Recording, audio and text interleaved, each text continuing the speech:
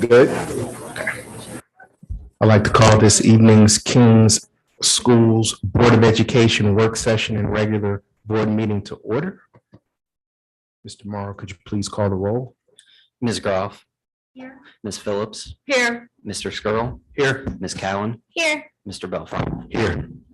Please join me for the Pledge of Allegiance.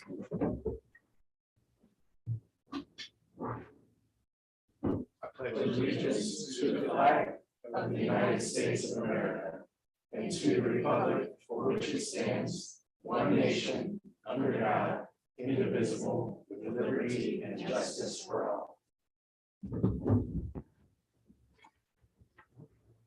Thank you. May I have a motion to approve this evening's agenda? I'll make that motion. I'll second it. Mr. Moore. Ms. Phillips. Yes. Mr. Skirl. Yes. Ms. Groff. Yes. Ms. Cowan. Yes. Mr. Belfont. Yes. Right, next on the agenda is the public hearing for the personnel savings plan, the rehiring retired staff. So if we could, I'd like to ask Mr. Sprinter to give us a brief overview, recap of the personnel savings plan. You both actually.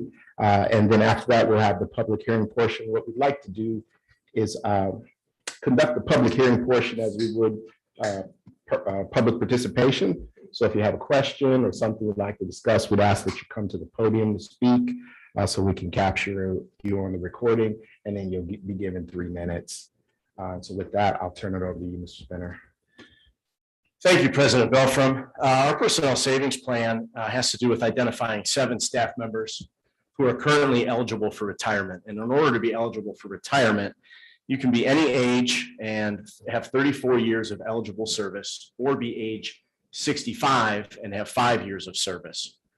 The approximate savings to the district due to these 7 staff members would be $230,000 in salary and $30,000 in benefits annually, for savings of roughly $250,000.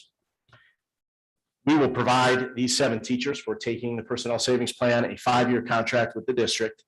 Their salary will be frozen on step 5, and they will keep their seniority. Step 5 was chosen because when we bring in brand new teachers who have some years of experience outside of the school district, per ODE and ORC, we have to provide at least 5 of those years of service. We can go up to 10, but depending upon their seniority, we have to go up to year 5.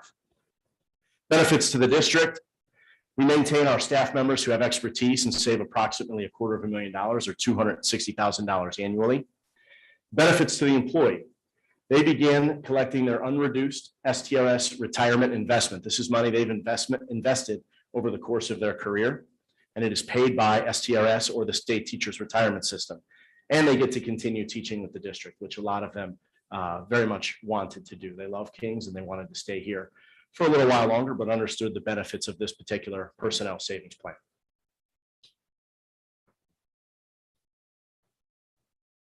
Any questions from the board?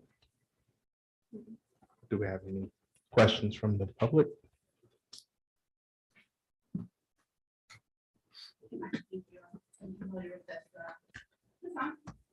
I don't think so. I can project, so that's not a problem. I'm sorry, Mr. Sheila, just to clarify, this portion right now is just solely for this particular topic. Yes, sir. So, Got it. Let's see.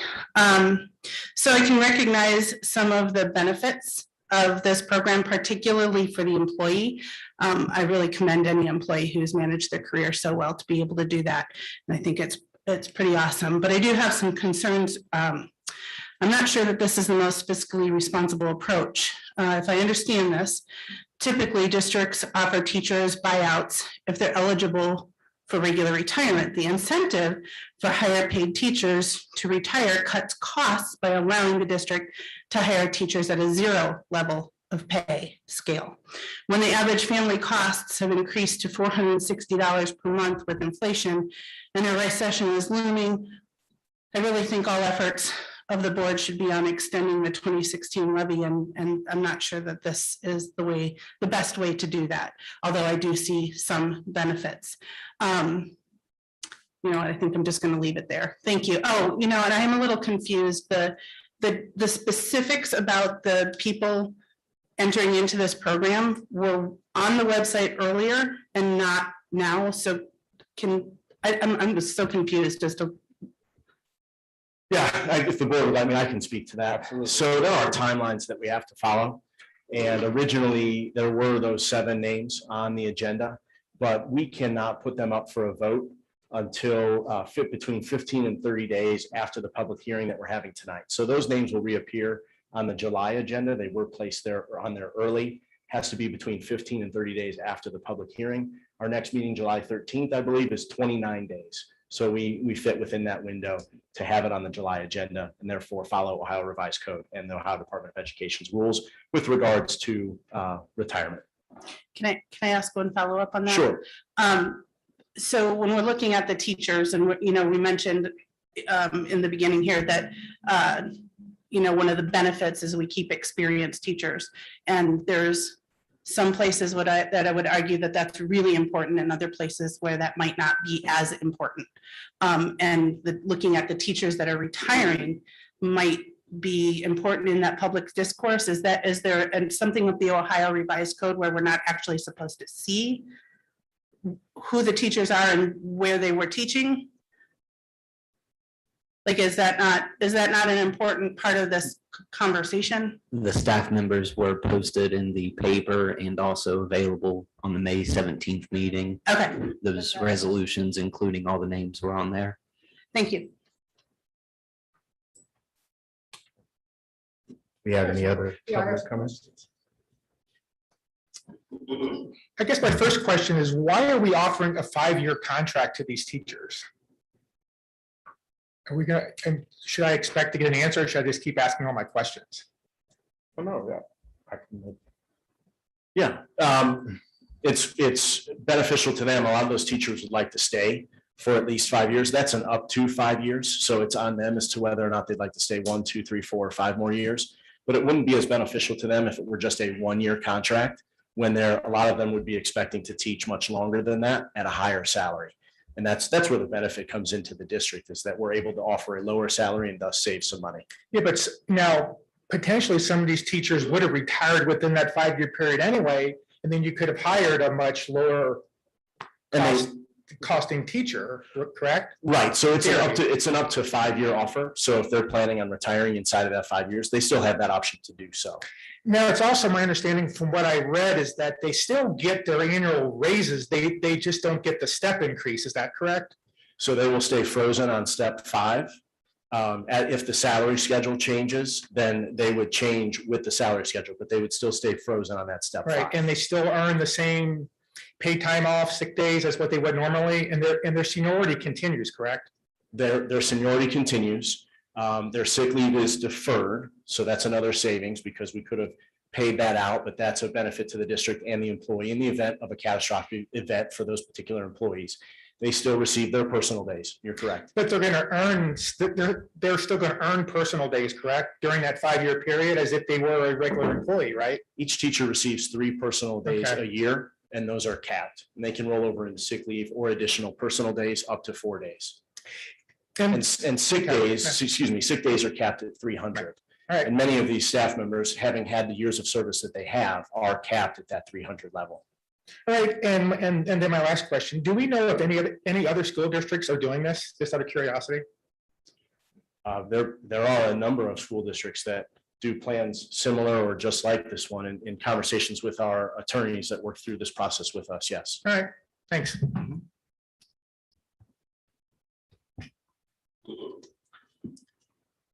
And I'm glad to hear that you're looking at creative solutions to help retain our best and brightest and most tenured teachers. And I think that's an awesome thing. And I didn't quite get where the $260,000 savings comes from. You may have explained it and I might have missed it. But could you explain that again, please? Yeah, absolutely. So these teachers are experienced, so they're high on the salary schedules. So by bringing them back at that step 5, we're saving what they would have made last year, which is at the top of the schedule, to what they're going to make, which is that step 5. So that difference creates savings. Because I think it needs reiterated, these staff members weren't going to retire. They were coming back at that maxed out top salaries, but now they're coming back next year at step 5. So they may have been at step 8 or 9, and they're going to get a reduction More in in the- salary. In the step 28, 29 range, high 20s. So they were at step 28 or 29, and now we're going to cut their salaries dramatically down to step 5 if they come back for this fall. That's correct, but they begin collecting on their retirement. So Okay. they will collect, if they're at that any age in 34 years of service, they collect 74.8% of their salary from STRS, money that they've already paid into STRS from STRS, in addition to the salary that King's pays them. So then this, what you're deciding or speaking about tonight, will be just for the 7 that have been identified, or will it be for every teacher until a change is made? Just those 7 that were identified at this particular time. They're the ones that are eligible and have accepted the personnel savings plan. So what about a teacher in January who is now eligible for retirement? They don't get this deal? Okay, thank you. You're welcome. We have any further questions from the public? Next on the agenda are reports and presentations. Mr. Sears? Yes, thank you, President Beltran. And Board, we are very excited this evening. We have the opportunity to recognize some of our retirees that are exiting their careers in King's local school district, and we're extremely appreciative of their efforts and all that they've done for our students and our staff throughout our district. There are 9 individuals who retired this year at the end of this school year. Between the nine of them, they have 251 combined years of service to King's local school district. It's a busy time of year, but we were able to identify there are 3 folks with us this evening, based on busy schedules that are here tonight. So we would like to welcome Mrs. Mary Reese. So if you could stand and you could come up to in front of there. Let's give Mary a round of applause.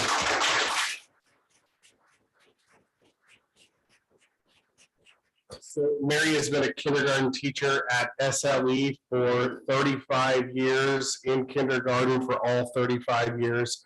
And so we have had the opportunity to celebrate Mary on a few occasions as our Project Excellence Award winner this year as well. So we appreciate all that you've done for 35 years, impacting the students at SLE and paving their way into kindergarten. So thank you, Mary.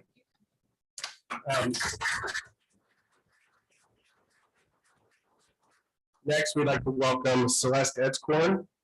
Celeste has spent 29 years at Samoy St. Margaret of York as the school counselor at Samoy. So Celeste, we appreciate all your efforts and in working with students in many different capacities and all that you've done for the entire King's community. So thank you and congratulations.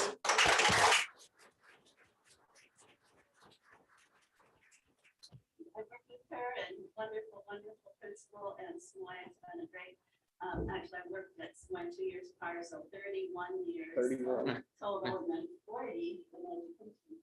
Awesome. Thank you for everything. Wonderful district, great supportive people. I'll be around. Great. Thank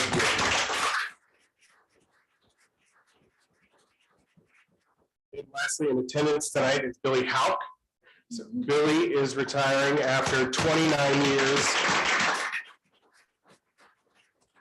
Billy has been an integral part of in the last recent years across the street at KME, but she's been a big part of our OPSI organization as well, and just provided a lot of leadership to that group as well. And it's been a great resource, I know, to us and the work that you've done throughout the entire district. We appreciate everything you've done 29 years here at King's, and you will certainly be missed, and congratulations. Thank you. Thank you.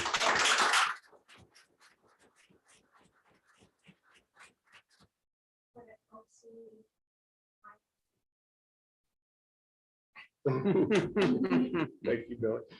Those retirees that couldn't be with us tonight, but we would still like to recognize our Dorothy Lyden, who had 16 years of experience in the district, Kim Tuggle, 35 years, Robin Bersani was here for 31 years, Brent Allen, 34 years as well, and I think he even went to school here from K to 12, and he's moving to Florida, which we've talked about, which is a big step for him. Marsha Farquhar for 20 years, and Lillian Chappelle is here for 22 years as well. So I'd like to recognize them. But thanks to these wonderful individuals who made a difference in the lives of so many King students, we wish you good health and happiness in your retirement. Thank you.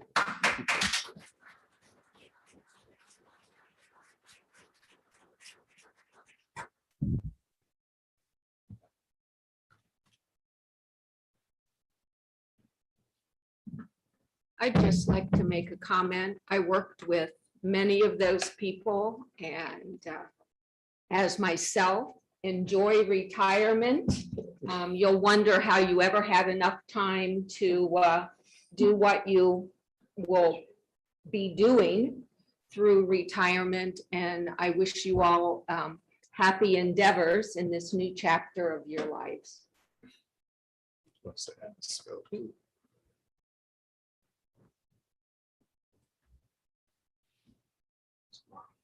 Sir.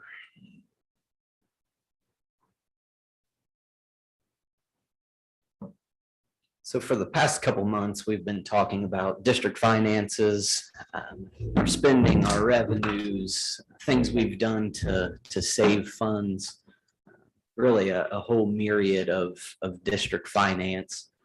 So now we've come to the point where we want to make a recommendation of how the district should move forward. But before we get there, I wanted to remind everybody who's watching to take a look back at the May and June meetings. There's a bunch of information on there. We tried to explain everything in an easy to understand way. And if there are any questions, please reach out to me. And also look on the treasurer's page of the district website. We've got a lot of information out there, including recordings of things that we've been discussing and also presentations. So just to kind of look back and look at some highlights from the May meeting.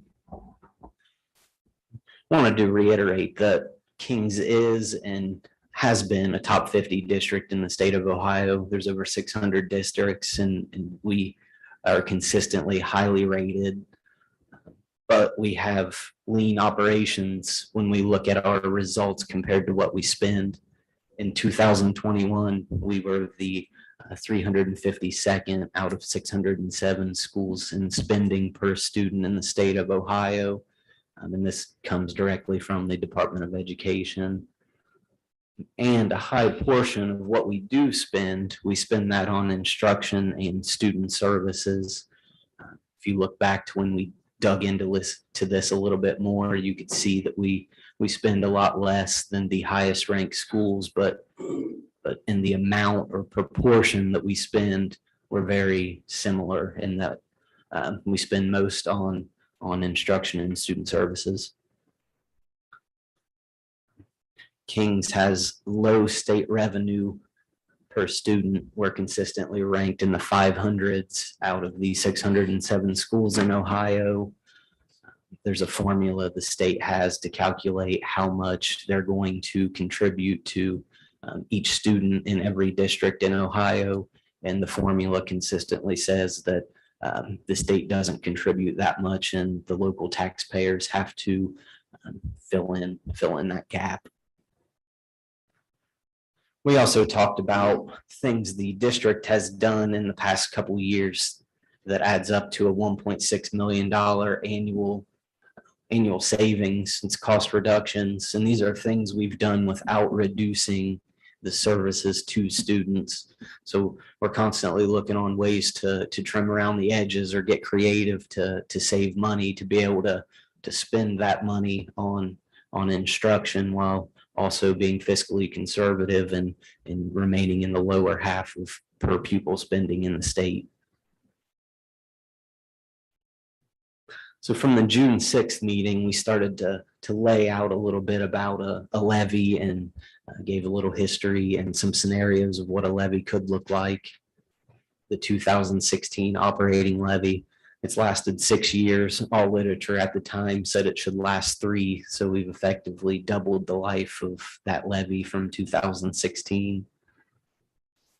At the same time, we educate 600 more kids than we did in 2016, 480 in the K-12, and then 120 in the preschool. We've consistently forecasted or projected a cash deficit by 2024. That remains the same in the latest forecast update that was presented in May. And by cash deficit, I mean we have no cash. At June 30th, 2022, we're projected to have less than 70 days cash on hand.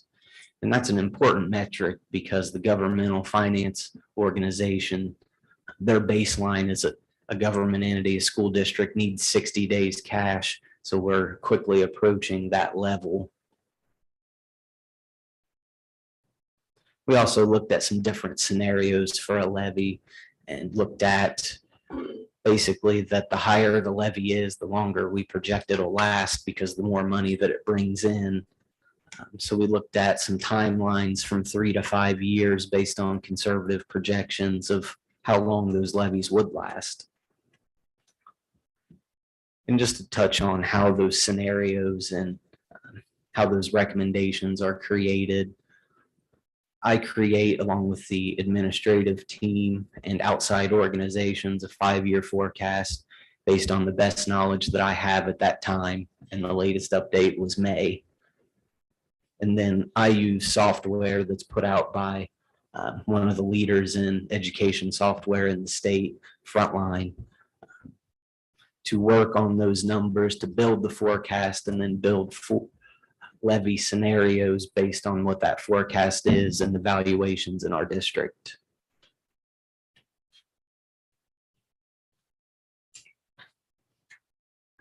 And please, board, interrupt me anytime you have a question or comment.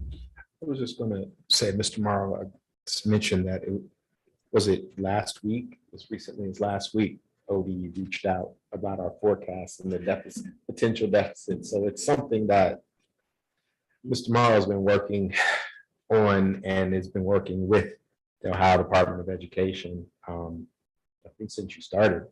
Yeah, I got a call the first or second week I was here, and actually I had a nice conversation with the Department of Education about our forecast and our financial situation today. So yeah, they touch base with us to see what we're doing and the steps we're taking to be in a better, more financially stable condition. So yeah, they've checked in a couple of times, and you're right, Mr. Belfrom. They reminded us with a nice letter late last week or yesterday that yeah, you guys still have some issues. So yes, you're 100% correct. Mr. Morrow, you mentioned the forecast and the analytics that you use. And I know you said earlier that you're very conservative, but what does that mean as you construct that 5-year forecast? Absolutely. So I wouldn't call it very conservative, but realistically conservative. So a good example of being conservative, health insurance, it's huge expense for us. We spend millions of dollars every year on health insurance.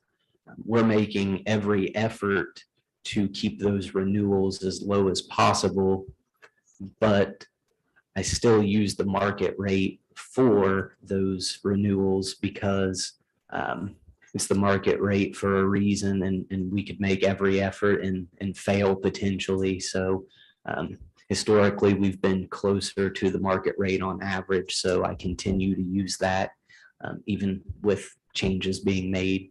So that's just an example. So when we look at those line by line, we're factoring in the historical significance and also outside factors that we can't control. outside factors like gas prices and the contract with Peterman. Another great example.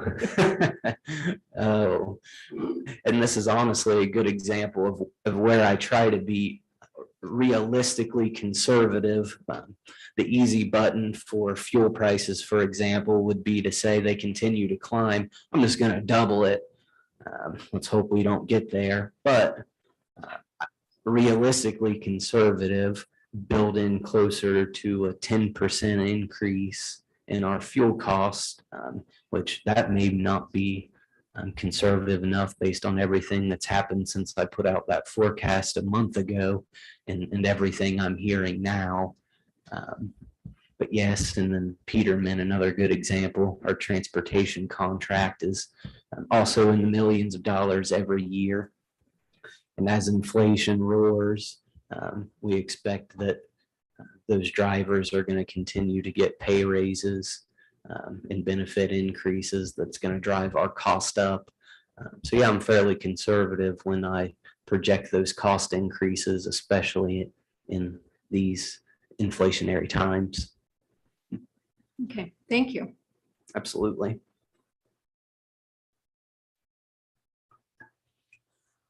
So when we talk about a levy, there's a couple different types of levy, and we wanted to make sure that we were all on the same page, that when we talk about a levy tonight and when we've talked about a levy in the last month or so, we're talking about an operational levy, not a bond issue, which I know has been attempted in the past.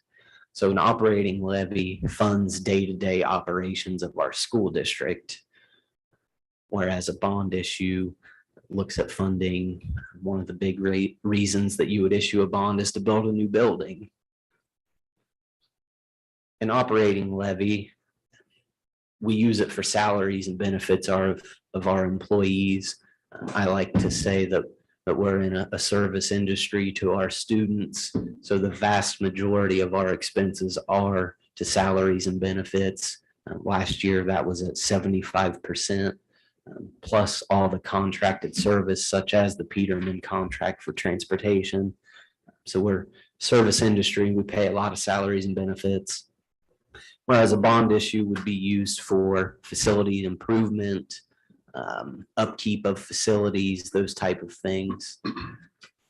And then an operating levy, we use it to fund our student programming, which goes back to the services. Whereas a bond issue, another typical use of that funds is widespread technology purchases and upgrades. So as I said, I just wanted to make it very clear that we're not talking about a bond issue to build buildings or fix buildings. We're looking at operations and working day-to-day type activities.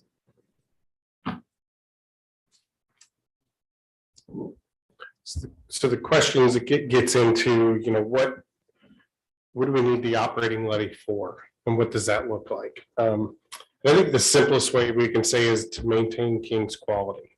We've alluded to this in other conversations in previous meetings around the expectations that the students through their K-12 King's experience high academic expectations, that they come out prepared academically for life beyond the walls of our school district.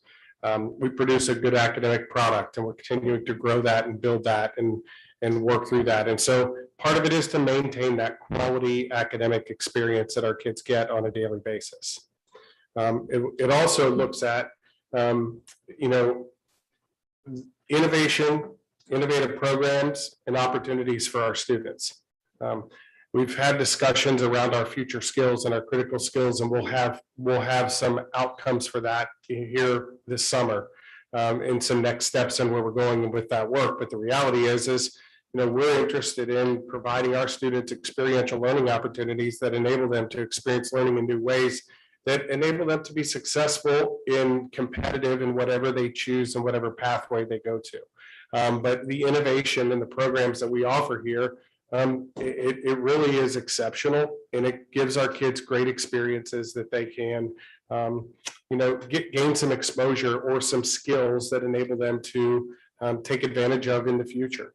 I would also say we have a highly engaged teaching and support staff. Our staff is motivated, they're engaged, they work incredibly hard with our teachers and with our students. We benefit from the great staff that we do have, and all the support staff, including our transportation staff, our bus drivers, all of the folks in our food service, our custodians. We have a quality adult program here that provides great services for kids. And overall fiscally conservative. So when we look at what our quality is, I think the personnel savings plan that was just talked about a bit ago is an example of some of the conservatism that we want to employ to continue to look for creative ways to save money. Because the reality of that is that will save the district money. And so we're looking for ways to do that. And Mr. Morrow alluded to this as well, but looking at providing this product, maintaining high quality, but doing it as efficiently and effectively as possible. And we're turning over every rock that we can continue to do that. And so that's a commitment. And I've said that in public forum before, that's a commitment that we have to continue to work forward, but we're also growing the future and growing the future of our students. So it is a fine balance. And so the operating levy, the reality is we're trying to operate and run a school district. We're not selling a product. The product that we create is our students. And we are invested into doing everything we can for our students. And unfortunately, the way the schools are funded in the state of Ohio, levies are necessary for us to continue to provide that quality that we want for our students. So why we need those, it's really to maintain a lot of the things we're doing. We're not looking to add, we're not looking to do a lot. We want to do things different within the confines of what we have. So I think that's just the statement around why. It's really just that maintenance and continuing that high quality environment that we have for our students.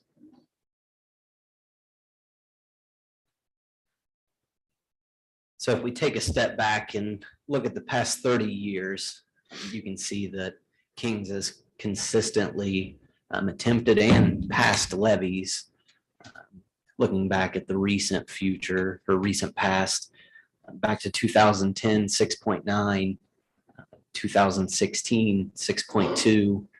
The boards started the process of putting a 6.9 on last year because, as I noted before, this is a conversation we've had since I've been here, and this is a conversation that the board's had since 2020, and all of that work is chronicled on the treasurer's page of the website.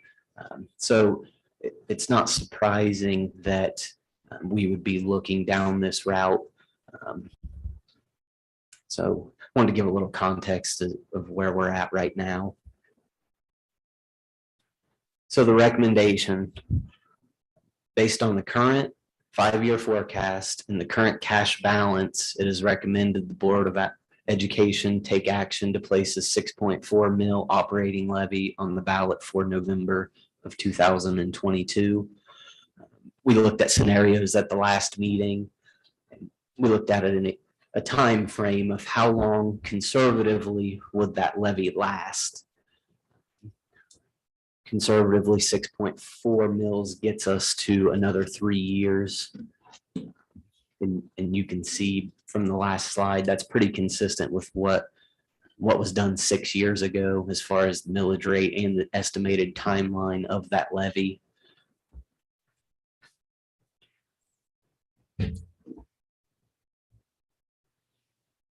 And of course, just as with the 2016 levy, as Mr. Sears just said, we're constantly working and turning over every stone to figure out ways to be more efficient, to get creative with savings, with the hope being that 3 years turns into 5 or 6, just like the 2016 levy has. But based on the current forecast and our low cash balance, that 6.4, that's conservative 3 years. Mr. Morrow, can you Yes. tell us how much that would increase? Because I have from last meeting, 6.2 would be a 14% increase, $44 monthly. What would be 6.4? 1 second.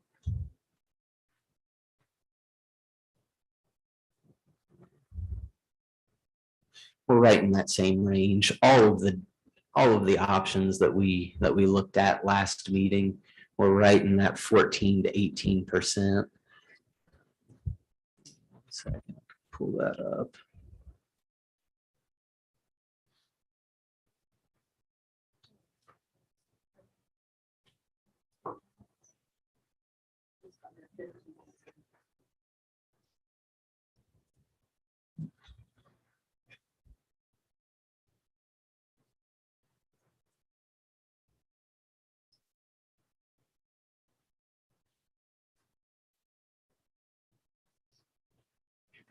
We're looking at just under 17%.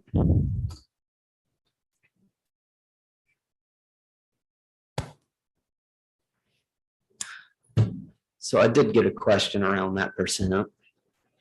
I said 17%. That's a pretty substantial increase, and absolutely I agree. It's a big ask and it's a big increase. But there's a couple of things that need to be kind of kept in mind when we say 17%. Why does it only last 3 years potentially? Now, there's a couple of reasons. Our expenses are rising at 4 to 5% a year projected and historically. So when we look at that 17% bump, it dwindles over time as year after year we're adding 4 to 5%. And also you have to factor in that property tax isn't our only revenues. So our total revenue isn't going up by 17%. That's just that portion of our revenues, which is the biggest portion, but it's not the whole thing. So it's not that the district is getting a full 17% increase in revenues. That's proportional to how much that is. And it makes up about 65% of our total revenue.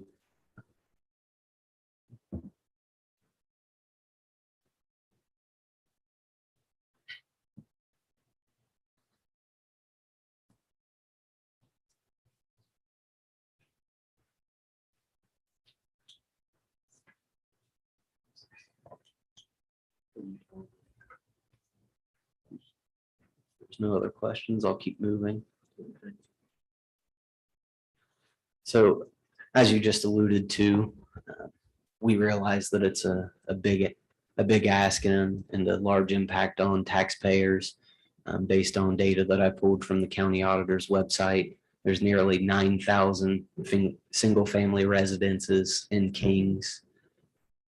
The median value of the homes, which is that right in the middle, the 50%, is $244,920. And I did want to note that's for tax purposes. That doesn't mean that the person that has that house probably thinks that they can sell it for more, but this is what's on the auditor's books as their value. And where can you find information about district finances and your taxes? If you go to our website under the treasurer, so you go to departments, treasurer and finance, you can see that we put out pretty substantial amount of information, all the discussions that we've had in the last few months. If you scroll down to the bottom, we look back all the way to 2020 when these conversations initially started. And then right in the middle, how to find your tax value, and then a levy estimator to see what your house would look like. So if you go to the county auditor's page, you would find your residence. You would find the amount that he has your house listed at, and then you could use our tool to plug that value in. And we kind of put a step-by-step to help out. And if there's any questions or issues, please reach out to me.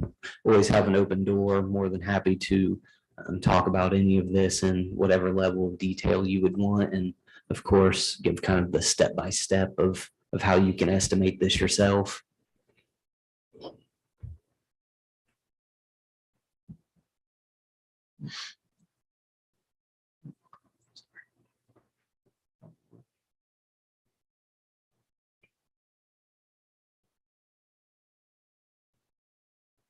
Now that you've gone off at that page, I'm sorry, No, my no. brain just finally clicked in, where it says the current school tax rate.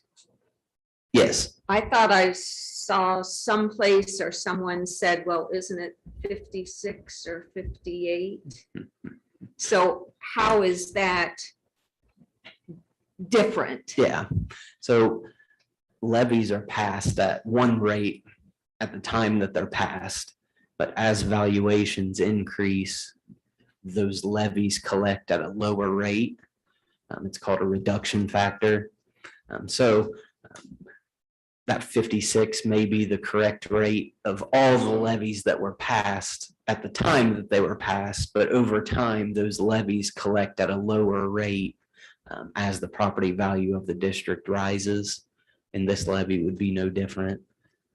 It would be the 6.4 the first year, and as home values rise, that rate goes down because you're only collecting the amount that's passed the year that it's passed. Okay, thank you. Mhm.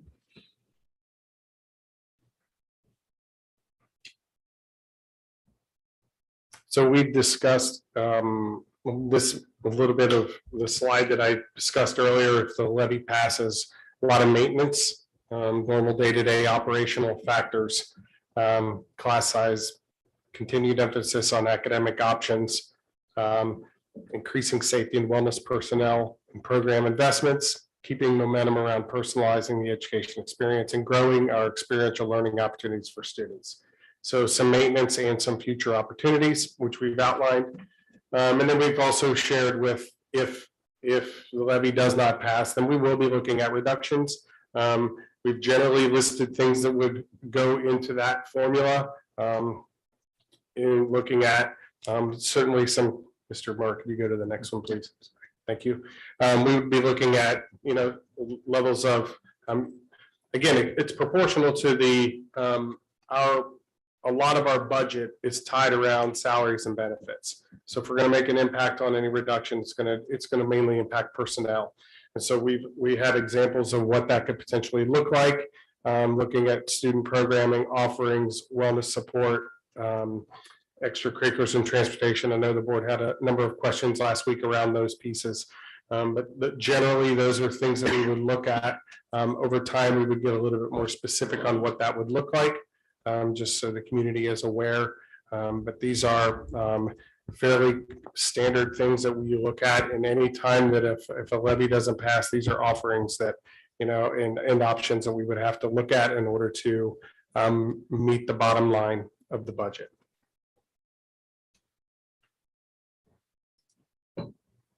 Just to clarify, though, we're always looking for efficiencies.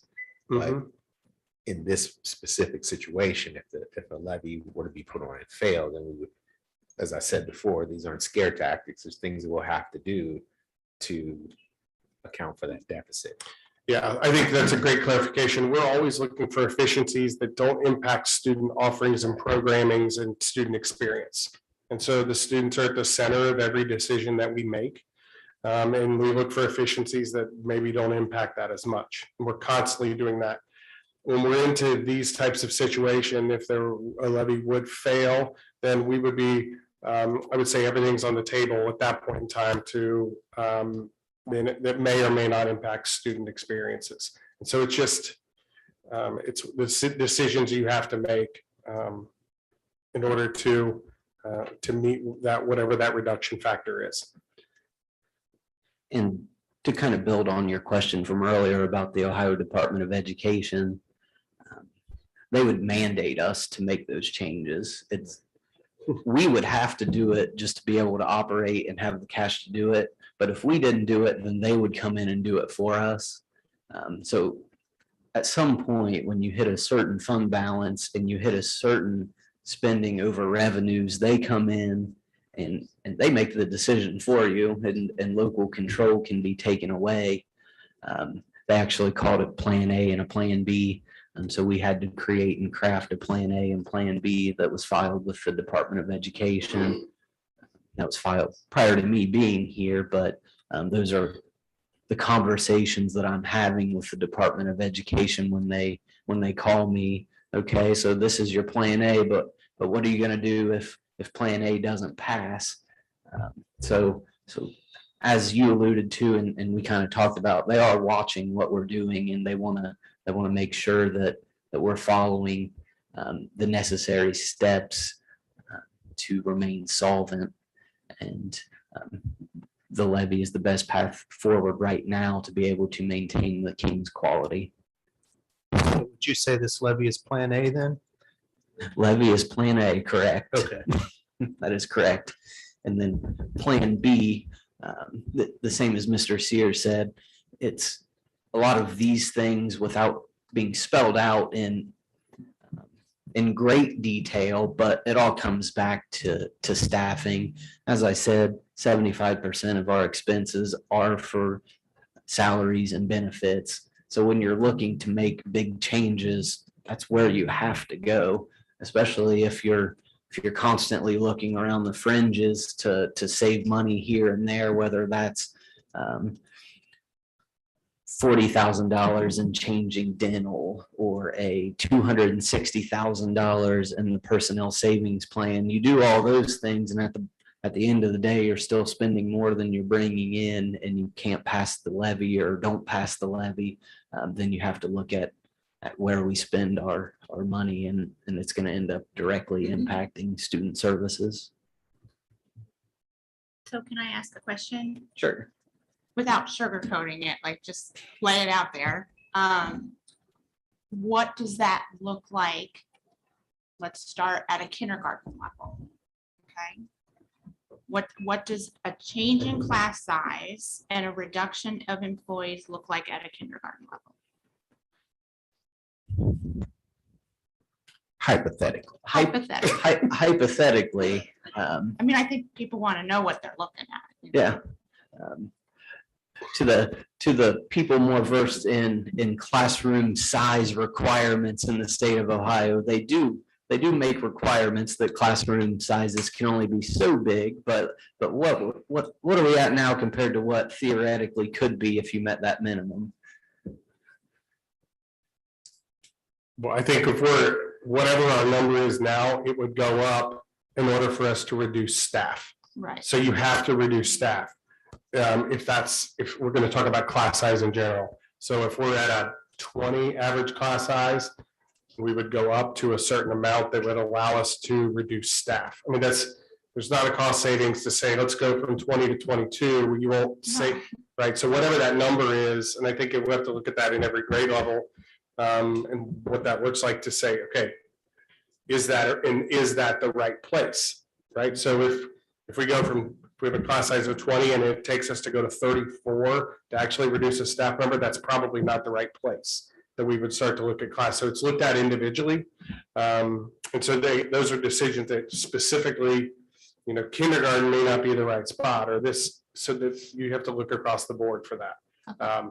And so there's not a hard and fast. But we're not talking about 2 kids in a classroom. We're talking about Yes. a handful at a minimum. We're talking about a handful in order to actually make a reduction to save money. So we have X number of teachers, we would have 1 less. What does that look like? Okay. So your class sizes would go up to that point. And it's hard to say specifically right now No, without, I understand. but that's what we're. Okay, so then let's flip the coin on that and let's take that to a high school level.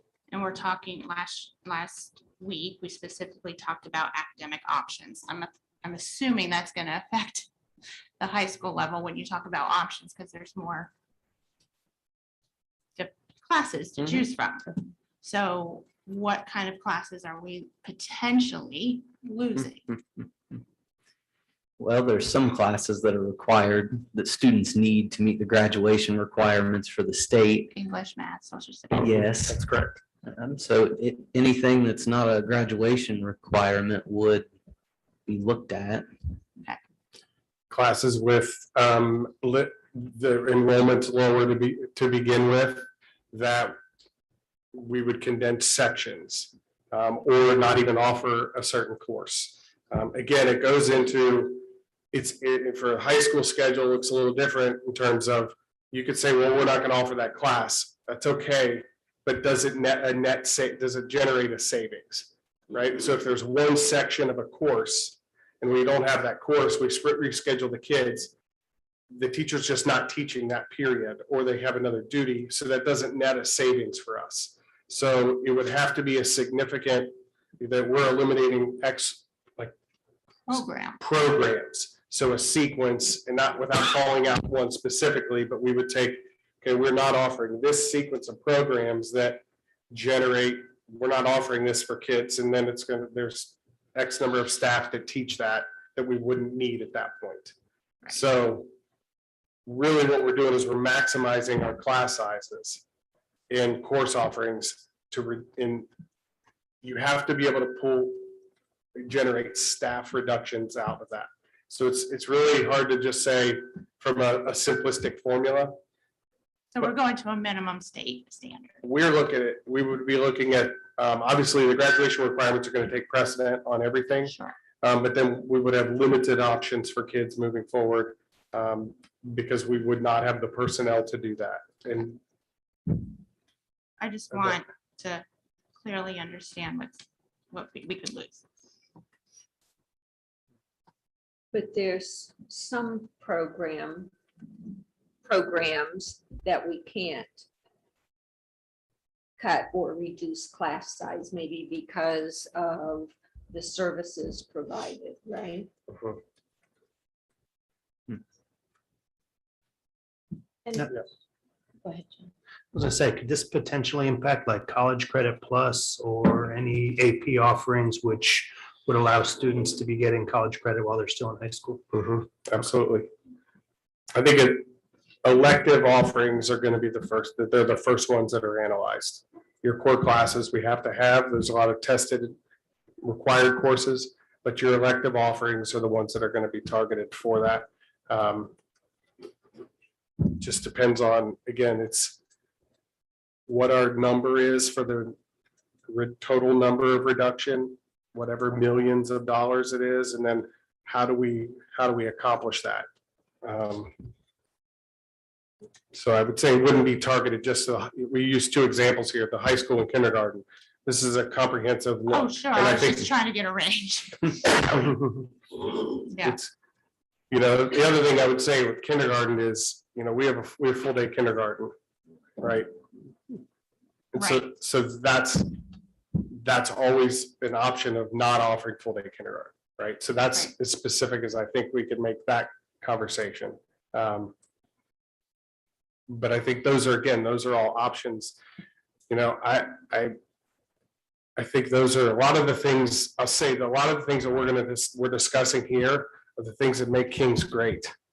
Right. And it's the opportunities that our kids have and that we celebrate and the experiences that they have.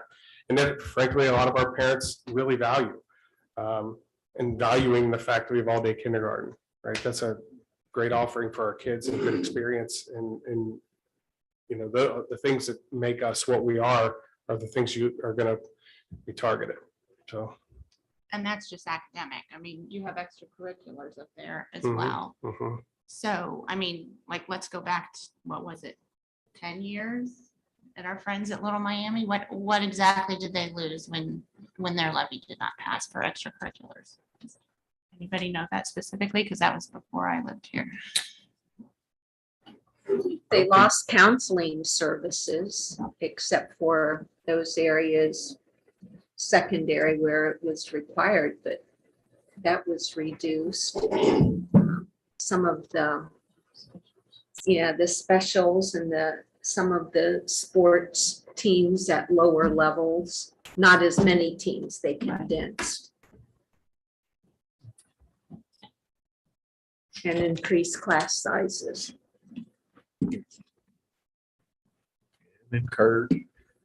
Parents had to incur some costs for participation in extracurriculars that they previously did not have to as a result. Pretty much everything that's on the list up there.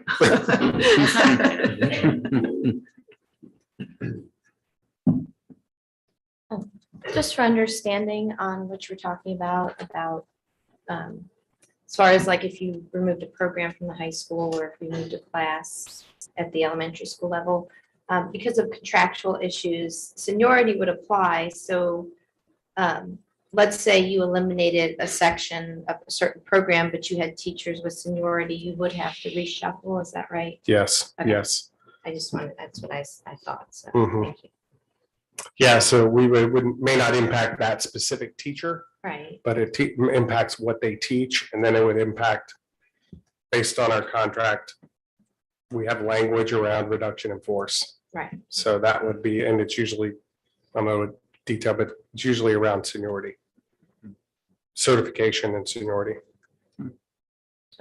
Thank you.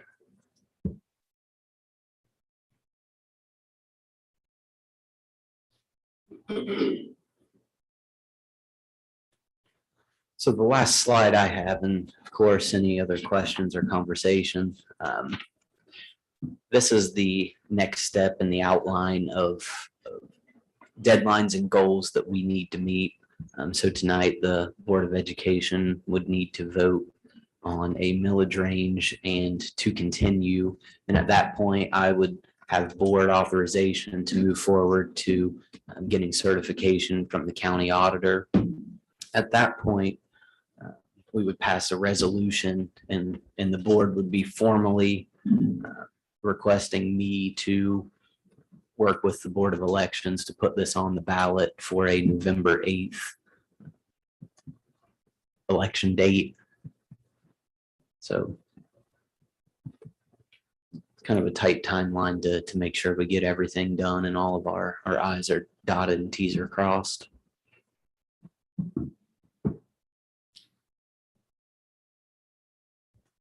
And all three of the steps before election date have to be completed in order for it to go on the ballot. Correct. So tonight, if the board voted to proceed, that's step one.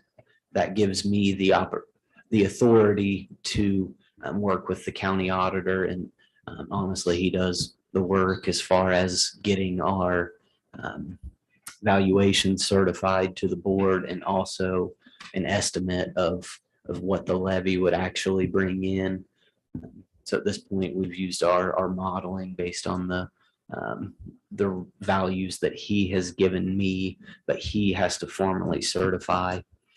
Then the board would take another look and decide whether or not they wanted to move forward with placing it on the ballot itself in July.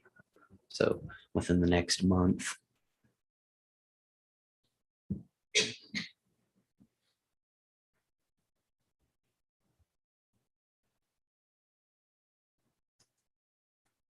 Do you have any other questions regarding?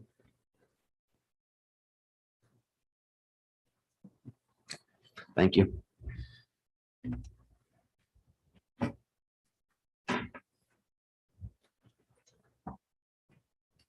Next up, just a little bit more financial information.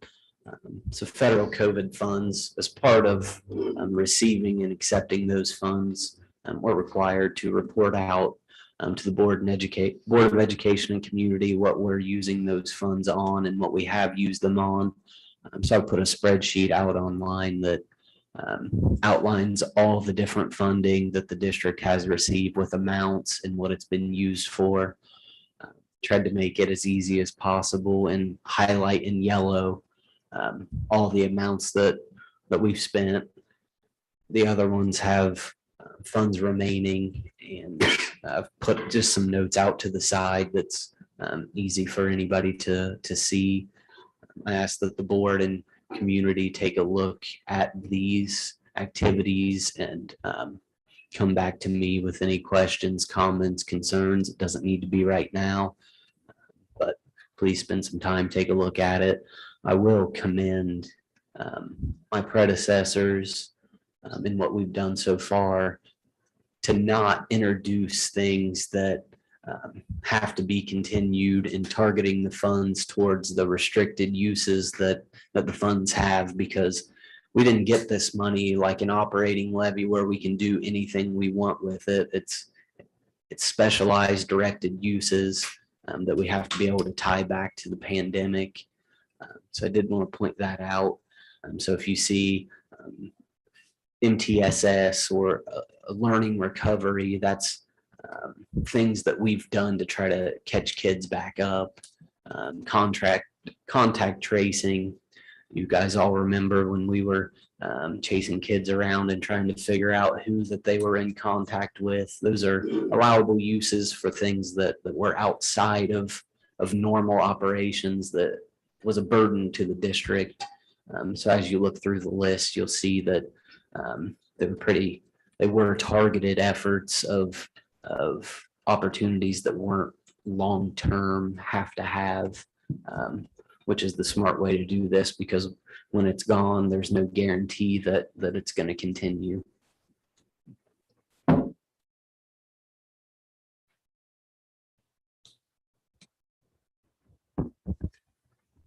That's all I have, Mr. President. Thank you, Mr. Morrow. I was going to say, with respect to the federal funds report, that last line item, the CARES Act Supplemental State Award. I know you have there in column M allocated. As you post this, can you give any more detail there as to what the allocation is?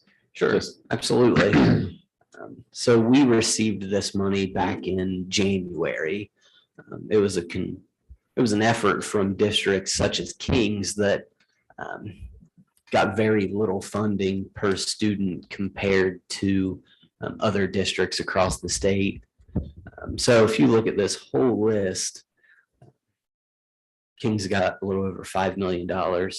It's great, helped with technology, helped with contact tracing, but there's many districts that got tens of millions of dollars that are of a similar size or smaller. So the state took that in consideration and decided to give us another payment. So that came in January, another 1.65 million. So what we've allocated that money to as a district is learning recovery stipend. We're going to talk about that more here in a little bit, but that is related to the burden on our staff due to COVID. And then also the continuation of MTSS staffing beyond 22-23. So Mr. Sears, you could probably talk a little bit more about the MTSS and what exactly they do. Yeah, so we have employed staff at each one of our elementary buildings in Columbia to work with students through our MTSS program. MTSS is a multi-tiered systems of support. So these are tier 2 students who need additional support because of the effects of how they learned or didn't learn during the pandemic. So we have identified staff that work with small groups and or individually with students to catch them up. And we're seeing that their use was when this was initially put in place, it was a 2-year commitment. So there were staff that were pulled from their regular teaching assignment, who were pulled out to be MTSS teachers. It was a 2-year commitment to those folks at the time. We will continue that throughout the duration of next school year to honor that commitment, and then we'll continue to evaluate that work. But really, it's put in place for the academic needs of kids, because we have students that again, it's that recovery from how they learned or some of the skill gaps that they have as a result of the pandemic. And so these have been valuable for our buildings so that we can target kids, very specific kids who need that extra attention and extra work. So that's a little bit about what they do. Thank you. So I put allocated to the side because as of right now, those are the planned uses for those funds.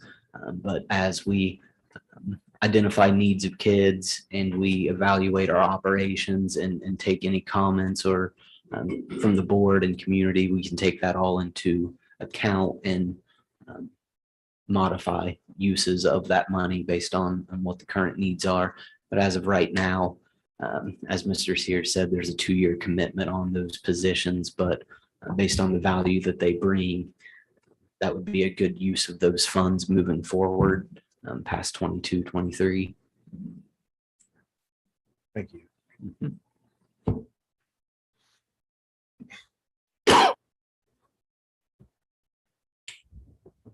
Next on the agenda is public participation. Kings Local Board of Education encourages all parents, staff members, and community members to attend meetings and encourages visitors to participate in their meetings. Each speaker will have 3 minutes to state his or her reason for addressing the Board of Education. We ask that speakers avoid personal attacks on individuals during their public address to the board. If an individual has an issue with an employee, we ask that you request a private meeting with the superintendent or that employee's direct supervisor. Please keep in mind that Board of Education meetings are held so that the board can conduct their business in public. The board president is the spokesman for the board and may need to consult with other board members in order to respond to the public. If a question from the public can be answered immediately, it may be. However, if time is needed to study the issue, the board may choose to make a statement at a later date. Our first participant this evening is Scott Sheeter. All right, thank you. I want to talk for a few minutes about the new teacher's contract that's going to be discussed or maybe even approved tonight, because this does expire at the end of this current month. And I'm just curious if the board has seen a copy of this prior to today, because when we asked about this yesterday, we were told that it was still being reviewed by outside legal counsel and it wasn't complete. And we did get a copy today from a public records request, but it's still not posted on the website. So this is the biggest contract that this board's going to approve. Outside of approving a levy, this is it. There's been zero public discussion on this. We've talked about financial stability over the last 3 months, every meeting, which is great, but we've never talked about this teacher's union contract, which again, if that is 75% of our spend, that should be a big item. And why are we doing a 1-year contract? We've never done this in the past, as far as I've seen. Why don't we do a 3-year contract that would match the 3-year levy? Then you would at least maybe have some fixed cost. A 1-year contract seems like a little odd that maybe somebody's waiting to see if we're going to pass a levy or not, and then come back and ask for more money potentially. Just a lack of transparency, not putting this contract out there. It really, it causes some issues. And then there is a conflict of interest involved in this contract. If you look at policy 1130, which applies to all board members, that you cannot receive a gift or anything of any monetary value from a contractor or a subcontractor of Kings Local School District. So the KEA is an affiliate of the OEA and the NEA, the Ohio Education Association and the National Education Association, which even states that in the contract, that they are all related to each other. If you look at the policy, again, you cannot receive anything from a subcontractor or a contractor, anything of monetary value. 3 of the board members in the recent election received online advertising that was paid for by Educators for Ohio, which is a PAC that is 100% funded by the OEA and the NEA, which are subcontractors of Kings Local School District, which means you received a gift from a subcontractor, which is in violation of the conflict of interest policy, and those 3 board members should not be voting on this contract. Thank you.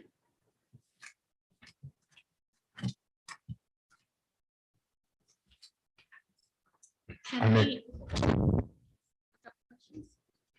Would you like to respond to that, Mrs. Scrum? Yes, well, first of all, the 1%, Mike, could you explain why we cannot vote for more or want more than 1 year? Absolutely. So as part of the certification of union contracts, we as a board and as an administration have to sign that we actually have the money to meet said contract. We only have the money to certify a 1-year contract because our current forecast shows a negative fund balance at June 30th, 2024. So we were backed in the corner of agreeing to a 1-year agreement or waiting and seeing what happens. And we elected to, for labor relations sake, to do a 1-year contract. And we have that item later. So you can explain all right on that if you. But we have in the KA agreement, or Mr. Spinner can. Yes. And I mean, Sean or Deb, do you want to handle this or do you want me to explain? We did not receive any monetary gifts from this. I'm looking Right at- here. It's got a value assigned to it. Let's. You want to discuss an items presented? Sure. All right, let's do that. So we. Speakers their time. Our next speaker is Colin Sheeter.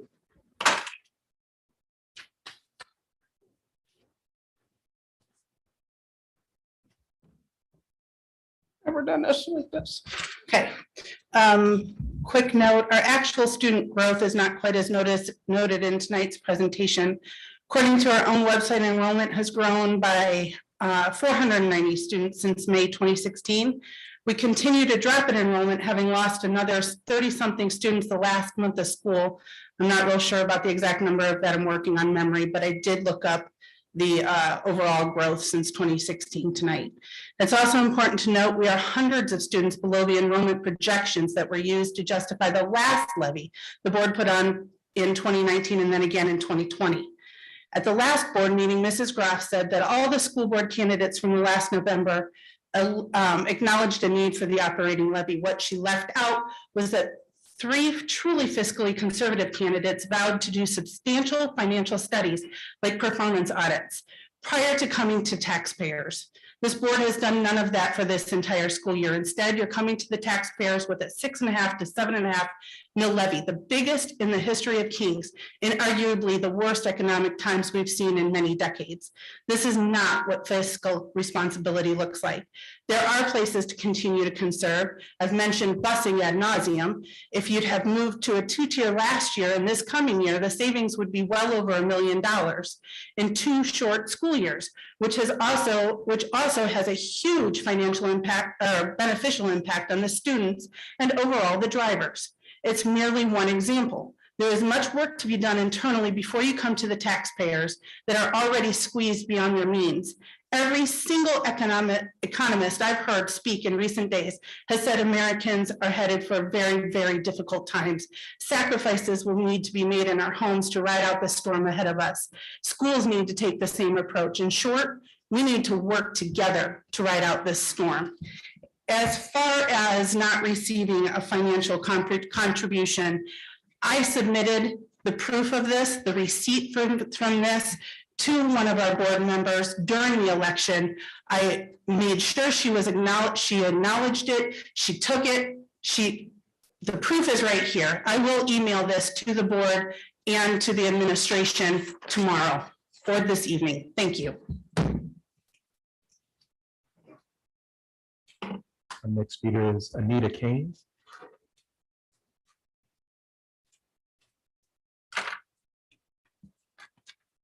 Good evening, board members. Again, my name is Anita Keynes, and I'm a tax-paying member of this community and soon to be on Social Security. Earlier this year, the auditor of the county conducted an assessment on property. My personal property taxes increased by $500 a year. Currently, the cost of gas, heating oil, food, and just living life have doubled. When I hear the board asking for a levy, which could increase my property taxes by another $400 or $500 a year, I get concerned. After listening to the last few meetings, I have not heard any consideration for moving back to a 3-tier transportation system. Last year, this system could have saved the school around $600,000. Keeping the current 2-tier system is a complete waste of taxpayer money. How in good conscience can you ask for more money when this board has failed to save money? And that rock that you claim that all been turned over has not been turned over. I can only pray the newly elected board members will ask for a discussion on this matter. That's why we elected you. At this point in time, I would vote no for any tax increase. In these hard times, We must all cut back, including the school. Thank you.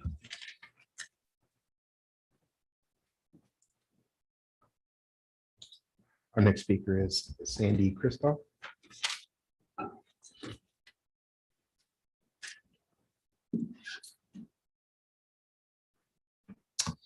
Well, this is going to be a breath of fresh air after some of the serious topics we've had. I'm just clearing the air for myself and other people that are watching this too, because I think some of the conversation around the levy has been confusing, at least to me, and therefore I'm assuming to other people. Okay, so some of the terminology, and I know I'm just not as involved in the weeds as some of the rest of you, and so, you know, in more layman's terms, I am going to address some of that. So the terminology of how long will the levy last? It was meant to last for 3 years and 6 years. In my mind, implies that at the end of that time, it will be expiring. And we all know it's not going anywhere. So whatever you're paying now, you're still going to keep paying. And that any new levy would be in addition to your current taxes. Now, even my husband, who's listened to me after coming to, you know, the meetings about this, even said to me today, yes, but the new levy would be replacing something already on my bill. No, it's going to be additional. So I just want to make sure everybody understands that. And another thing that was confusing to me is the 10 million in the bank and the 60 days and the state rules, all that. Again, in my mind, it sounds like that's expenses, but no income. And that's not true either. So, and please feel free to correct me if I'm wrong on any of this. I'm also under the impression that when we pass a levy, we're committing the current taxpayer base to creating a certain amount of annual income for the school. And the way that that changes for any of us is a little bit confusing, whether it goes up, whether it goes down. Please talk to me in dollars, not millage. So if you pass a 6.4 mill levy, whatever, and then eventually you end up making that 4.6, it still is confusing to me because it sounds like I'm going to save money and not be paying as much, and that may not be true. Okay, so please explain to the taxpayers how that changes in either direction. Okay, I agree that we're, you know, I just heard today that the average family now is going to be paying $480 more per month just with inflationary expenses on necessities, you know, whether that's housing or interest rates on credit cards or food or gas or all that. So I really feel like we need to be sensitive to that and hoping that our ask is reasonable for the times. If it's too much, it's going to fail.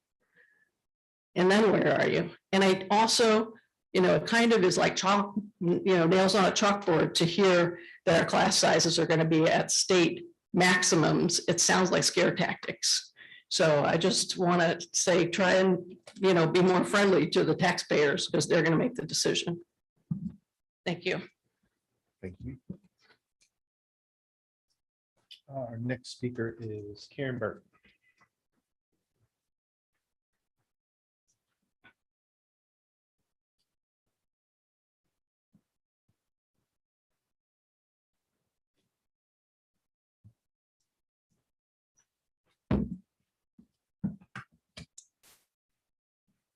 It is unfortunate that the school board has been carelessly overspending our budget for the past 3 years. I heard that in last week's meeting or a couple of weeks ago. And that's just irresponsible that has been done. And it's put us in a very difficult situation. The most recent. Oh.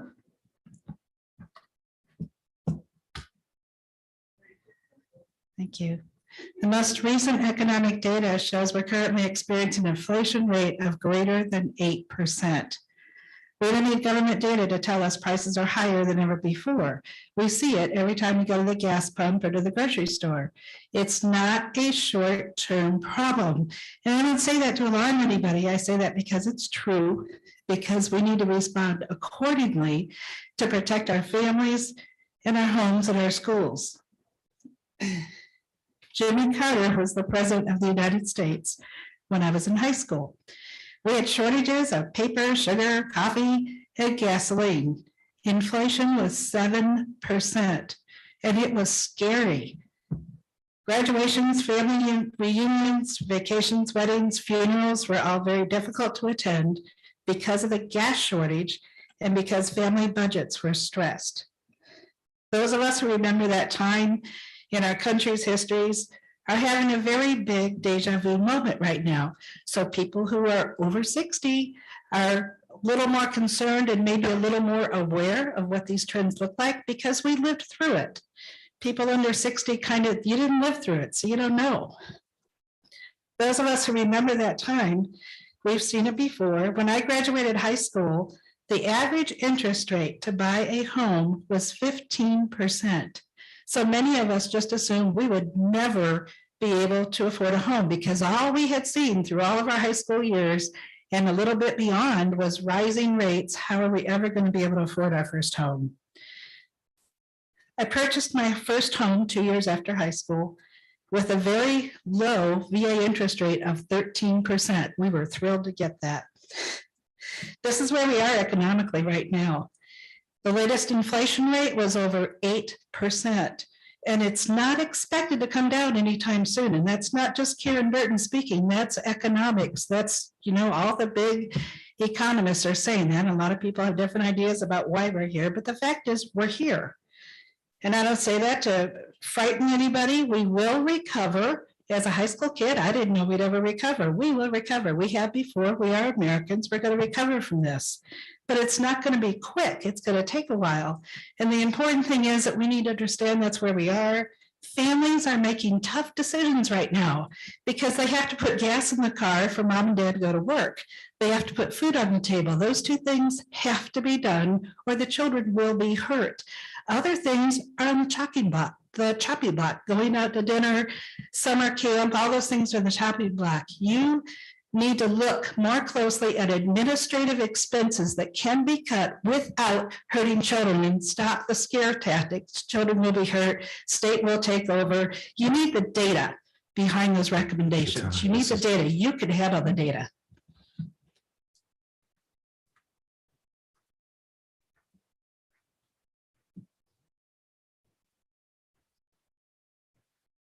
Next on the agenda are the approval items for the treasurer. Mr. Morrow. Thank you. So the first two items are pretty standard and straightforward, the minutes from 5:10 and the minutes from 5:17. I did want to make note for something that we'll see later under personnel. Last meeting, Mrs. Groff attempted to phone in and take part in the meeting, and I think it caused some confusion. She had meant to abstain from a personnel item, but I think trying to do it over the phone, there was some confusion. So when we look down under the rescind personnel, that's to remedy that. We've got financial items. You'll see an updated forecast versus actual is the big item and the one that we typically pay the most attention to. I pointed out in the public section a few of the differences. I did want to give kudos and recognition to Warren County. They actually gave us a refund of fees from prior years that equated to almost $400,000. I spoke to Mr. Nolan about this, and he said it's something they try to do if possible every few years. So that was an unexpected $400,000 that really helps our year-end bottom line and is greatly appreciated. How did that come about? They take a look at their finances and whether or not they need the fees that were collected. And so we got an email one day that just said, hey, we're refunding those to you. So as I said, that he had told me over the phone that they like to do that every few years if possible. And they were able to do that this year. So it's huge for our bottom line when we were looking at having a deficit of almost 2 million or over $2 million, and there's 400,000 that just gets injected in. So that was great news for us. We've got to approve final appropriations and amended certificate of resources. So this is compliance items. The board approves what we can spend and what we're going to bring in. So at the end of the year, we take a look at where we're going to end up and make sure that those approvals are in line with what we have spent and what we have brought in. We've got 5 approved temporary appropriations and amended certificate of resources. So this one, for us to be able to start paying people and paying bills post July 1, the board approves a temporary spending measure, essentially. Just allows us to pay bills, and then we'll come back typically in September and get a more accurate representation of what we're gonna do for the year as far as activity and discuss that. But this is just so we can make payroll and pay bills effective July 1. This is approved temporary advances of funds prior to June 2022. So sometimes funds turn negative at June 30th, and by Ohio law, funds aren't allowed to be negative.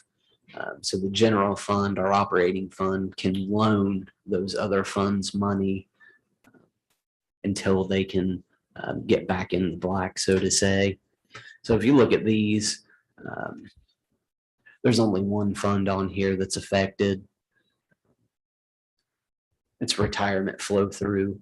So we put money into this fund based on our payroll, the 14% that the district is required to withhold.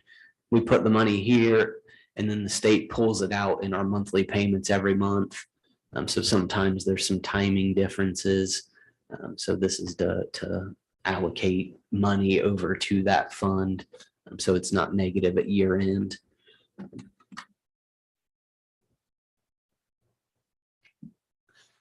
Liability, fleet, and property insurance. For the last couple of years, we've consulted with the school insurance consultants. They work with over 100 districts in the state of Ohio to get bids on our behalf for our insurance coverage for if somebody's hurt on school property, the vehicles that we have, and really hugely our buildings if there was a catastrophic event. So you'll see there was a pretty substantial price increase year over year.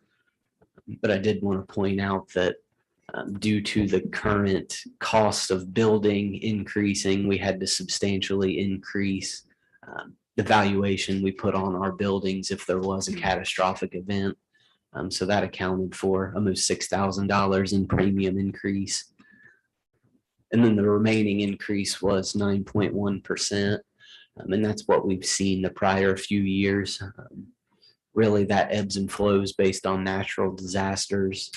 We've had some tornado and weather damage in Ohio. And then if you look at the market as a whole, I'm sure you've all heard about hurricanes, flooding. So that all gets factored in when they make these rates. So there was an increase, but that was basically the expected increase, that 9.1%. I worked with them at my prior district. I bid out to multiple companies the year before last. They came in with the best product and the lowest price. So I have a lot of confidence in the work that they do. And as I said, over 100 districts in Ohio utilize them. So they're well represented and do a great job. We've got the public records request log. Just linked to the website because it can be found on the treasurer's page. And if there are any questions, and if not, I ask the board to approve those items. Do you have any questions on those items? My only question is, am I okay voting on this one now? Yes. When we get down to this one that says May 17th, do not vote on this one. When we get down to G. Yep. Mr. Morrow, could you call the roll, please? For items 1 through 8. Oh, may I have a motion to approve items 1 through 8? I'll make the motion. I'll second it. Mr. Morrow, call the roll. Mr. Skirl, Yes. Ms. Groff, Yes. Ms. Phillips, Yes, Ms. Cowan, Yes. Mr. Belfrom. Yes. And we have item 10, Mr. Morrow. So this is the formal resolution that's directing me to move forward to work with the county auditor to get estimated property values and what the 6.4 mil levy would bring in. So as we talked about earlier, this is simply step 1 for me to get the rates, and then come July, that was when the board would formally vote to move forward and put this on the ballot. So this is the first step of 2 board approvals. We have any further questions or discussions there? No, but just for clarification, so when we vote next month, we can have further discussions. We're just right now getting the number. Just so everyone Absolutely. understands, and we Yes. will be further discussing. Absolutely. You're 100% correct. This is, as I said, step 1 for me to work with the county auditor and for him to get the amounts and rates. So yes, there will be further discussion and further questions, and I implore the board to give me any questions or any information and any community feedback of what we want to see and what we want to talk about during the next meetings. Will do. Further questions? May I have a motion to approve the line item 10? I'll make that motion. I'll second the motion. Mr. Morrow? Ms. Phillips, Yes, Mr. Belfrom, Yes. Mr. Skirl, Yes. Ms. Groff, Yes. Ms. Cowan. Yes. The next agenda item are items for the superintendent, Mr. Sears. Yes, 3 extended field trips for board approval tonight. The first one is our Kings High School orchestras going to New York City in March of 2023. The second one is our women's varsity golf team participating in a tournament August 19th and 20th in Cleveland this fall. And our last one is our cross-country team attending the Tiffin overnight cross-country meet. That would be in September 9th and 10th of this year. So 3 field trip approvals.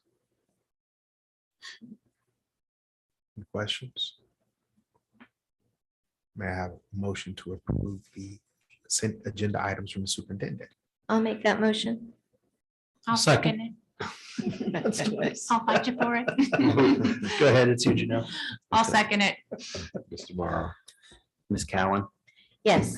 Ms. Groff, Yes. Mr. Skirl, Yes. Ms. Phillips, yes, Mr. Belfrom. Yes.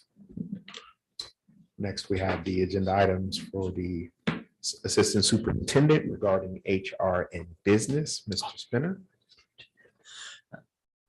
I'll take this one, Mr. Oh. Belfrom. Oh, the rescission. Oh, Yeah, please as I do. just mentioned, during our minute review, we noticed that we had a vote that shouldn't have happened, so we're correcting that for the record. So I asked that the board approve rescinding the May 17th personnel item for Ms. Groff's relation. So the entire board can vote on that one, and then we're gonna need that person reapproved with Mrs. Groff abstaining, as she meant to do last meeting. Right. May I have a motion to approve item 1 I'll make that motion. I'll second it. tomorrow? Ms. Phillips, Yes, Ms. Cowan, Yes. Ms. Groff, Yes. Mr. Skirl, Yes. Mr. Belfrom. Yes. May I have a motion to approve item 3, the adjusted personnel item from May 17th? I'll make that motion. I'll second the motion. Ms. Groff, I'll abstain. Thank you. Ms. Phillips, Yes. Mr. Skirl, Yes. Mr. Belfron, Yes. Ms. Cowan. Yes. And now, apologies, Mr. Spinner, please continue with the items. No worries. Thank you, President Belfram.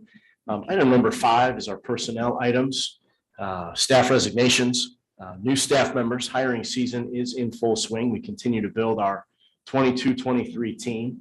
And we are certainly at this point rounding third and heading for home as far as our vacancies are concerned. Although I should knock on wood, I received sadly a resignation today for a staff member due to personal reasons. So we'll be filling that particular vacancy and continue to work as we build the best team we can for our students. Staff miscellaneous items, you'll see a number of extended days up for approval. This is typical in June as our staff members continue to work towards preparing the opening of school in 2022. And all of those are up to. So even though they may say up to 10 days, maybe all of those employees do not work those number of days. Temporary employment includes our reading tutors, our ESL tutors, and we're bringing our building substitutes back. That was of great assistance as we continue to fight through a better situation when it comes to building substitutes, but it's nice to have the consistency for our students of familiar faces in our buildings. Questions about personnel items? If you could, Mr. Spinner, Yes, sir. can you just expound a little bit on why these extended days are important during the summer months for our staff? Certainly. I'll use the school counselors as an example at our junior high and high school. There's a lot of work to be done as far as scheduling is concerned. So they need that time preparing student schedules as our students continue to enroll and they're moving student requests around and trying to equalize and balance student schedules and also preparing for the school year from a scheduling standpoint. So to have all of that prepared prior to the students walking into the school building, understanding what their schedule is going to be, what our staff schedule is going to be, is of the utmost importance so we can get off to the right start. And I'll also make comment that from the finance perspective, we prefer the extended days because they're looked at every year rather than just saying, okay, we're going to make that contract an extra 10 days. So then as an HR, as in a team, we get to say, okay, does that person truly need them and how many do they need rather than just extending the contracts. So it's kind of a win-win. We get the extra work that we need, but we're not locking ourselves into having that person or that position on a longer contract on a year after year basis. That's a great point. And there is also some flexibility involved in these extended days, especially for, I use the example of our school counselors. Our principals work with these school counselors. They may need a majority of those days to prepare for the start of school, but they also need some of those days to wrap up the school year in 2023. Thank you. Certainly. Additional questions? Next item is the 22-23 school calendar change. There is a minor change to our 22-23 school calendar, and that has to do with the first day for kindergarten students. As we're seeing an increase in the number of kindergarten students and the time it takes to work through the kindergarten readiness assessment and preparing those students so as they're appropriately placed. Teachers have found they do need an additional day. So many of our students will begin a staggered start on the 17th, but our kindergarten teachers will be working with their kindergarten students on the 17th, 18th, and 19th for those KRAs, and then opening the school year for our kindergarten students on the 22nd. So we're asking for an additional day as opposed to starting on the 19th. Kindergarten students would start on the 22nd. That is the change for the 22-23 calendar. I have another question on calendar. Sure. A couple of community members reached out to me and asked this question. 22-23, there was a whole week at Thanksgiving. And 23-24. So how did that work out that we have that this coming school year? So this coming school year, 22-23, if you look at November 21st and 22nd, when this calendar was created, there were professional days or in-service days that were placed on the 21st and 22nd so as to provide an entire week. Without ruining the surprise, when we got to 23-24, I was going to talk a little bit more about in-service days and how those are placed and the tremendous work our professional development team has done in order to prepare for those days for our teachers to get the most out of or the most use out of those days. So that is something that I know our professional development team took a look at. they were placed 21-22, maybe to provide that full week of Thanksgiving. We don't know necessarily if that's the most beneficial use of that time for our in-service days, especially during that time of the year. So that is something that's being readdressed in 23-24, and there's why the difference is created. And I may pass it over to Ms. Martin and Mr. Freeman for that answer. We can jump in a little bit too. So Matt and I have been working with a new professional development team consisting mainly of teachers, a few administrators from central office and building principals. And we've taken a look at, we did actually request that the 23-24 calendar be held until the team could work out when we thought the professional development days should be. There was quite a bit of conversation around putting two back to back. And that week of Thanksgiving, are we really getting some good professional development out of that? So the professional development team, after a lot of conversation, I think we were 2 full days of lots of hard work, really decided they wanted to change up professional development and maybe front load a little bit before school starts like other districts are doing. And then also depending on when we have some MAP data come in, some state data come in, we wanted to build more professional development time around some of that work around data too. So we decided to change it for the 23-24 year based on what the team's feedback was. We didn't know that this was the first time we were ever doing it this upcoming year. So we're like, well, we'll see how it goes. But in general, the team really had different days they wanted to work on than that. So that's why we changed it the following year. I don't know if anything. Yeah, I mean, the only thing that I would add to that piece is professional development at the start of the school year really allows for new programming, things of that nature to kind of start off, as opposed to having professional development in November on those 2 days. I see kind of, benefits for families, but when you're looking at like using those days for professional development of staff, front loading them just seems to make better sense. I will tell you, I've got quite a bit of trepidation with not having a professional development day until October this year, but we're working through that. We're doing that together, right? Because we do quite a bit of work, looking at data and, just ensuring that our intervention programs and academic programs are getting started on the right foot. So that answers your question. I can see it. Thank you.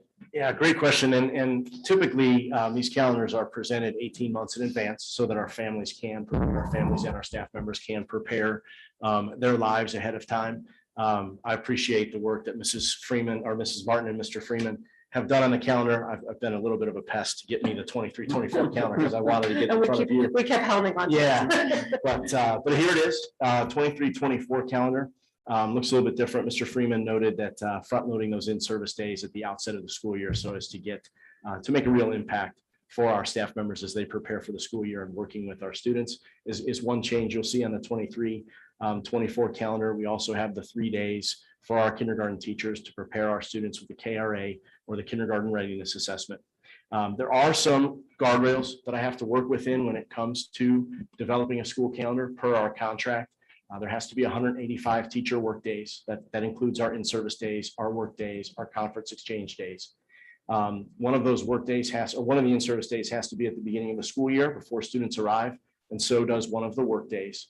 One work day has to land in between semesters, both first and second.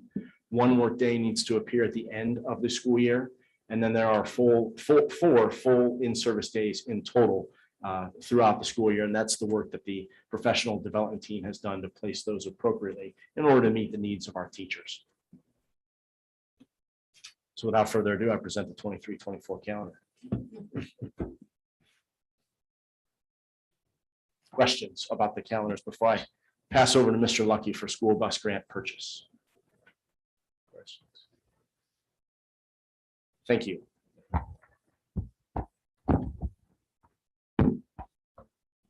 Please continue, Mr. Lucky. All right, thank you. School bus purchase. So this is something we have not done in a long, long time since we've outsourced our transportation. Ohio Department of Education offered a school bus purchase grant that allows us to get back $45,000 per bus on 3 buses. So we did the math.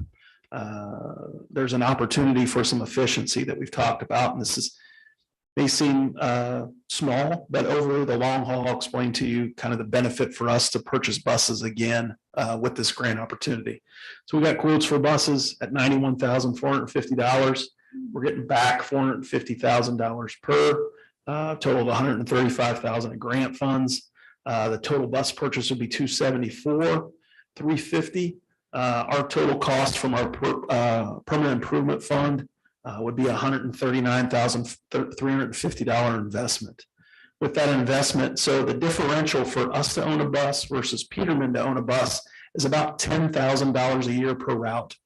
So you take that $10,000 times 3, and it's $30,000 a year of savings. So with that $139,000 investment, it'll take us just shy of 5 years to get our payback on the investment. And after that, we'll save $30,000 a year. So after that, with that $30,000 a year, say that bus lasts 15 years, and that would be probably middle of the road estimate for our transportation. It's a $300,000 savings over the life of that investment. So we found that it's definitely worth partnering with ODE, taking advantage of that grant and purchasing the buses.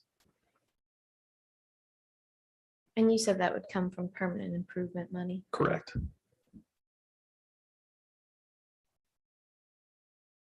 Yeah, so it's kind of nice. We actually use permanent improvement funds, then we save operation money down the road. So works out nicely.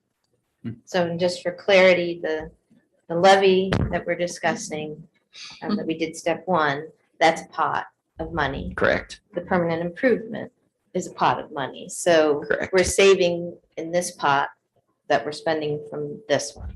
That is correct, yes. This is one of the few times that allows for that to happen. So permanent improvement would be any 5-year investment for the district, like a bus or furniture or an HVAC, chillers.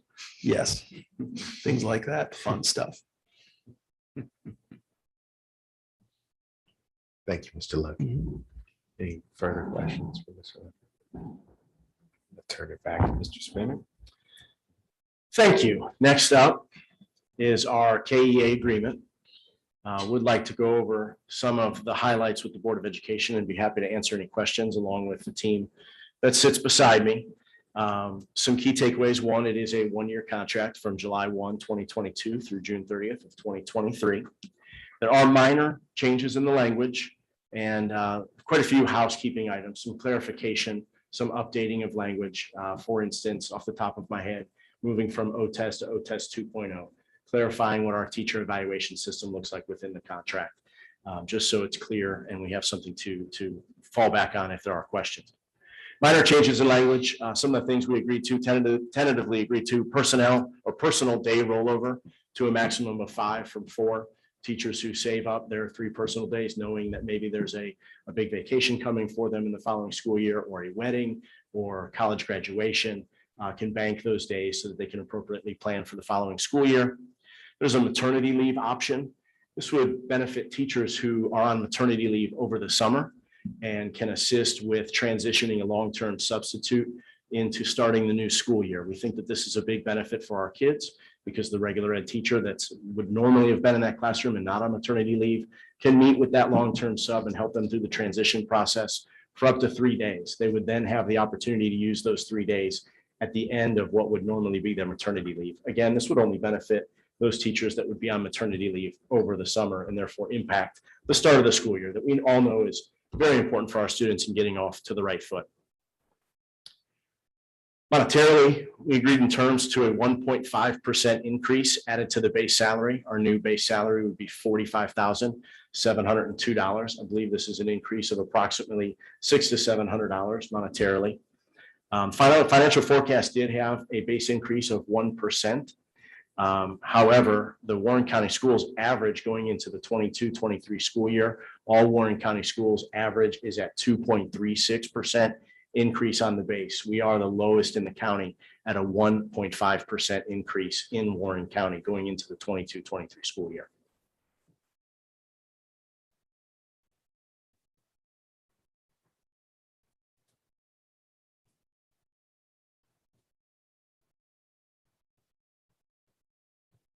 We've talked at length about elementary and secondary school emergency relief funds, affectionately known as ESSER 4.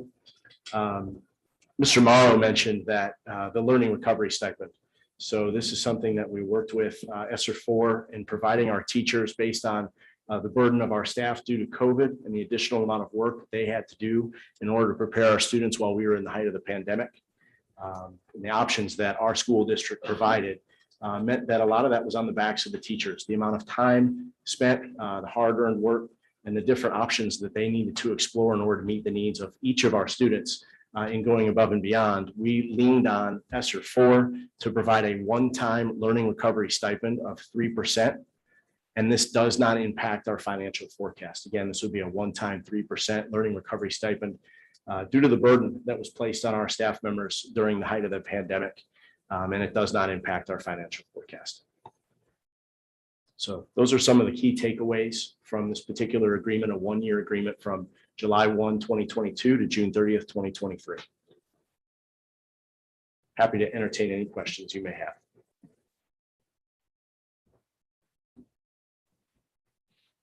So we need to vote on this tonight. We can't have a discussion about a further discussion, exploration of anything brought up earlier, that we need to vote on this tonight.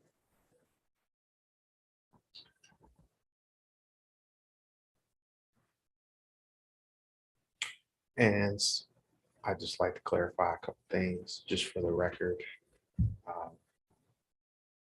We have been apprised of the negotiations.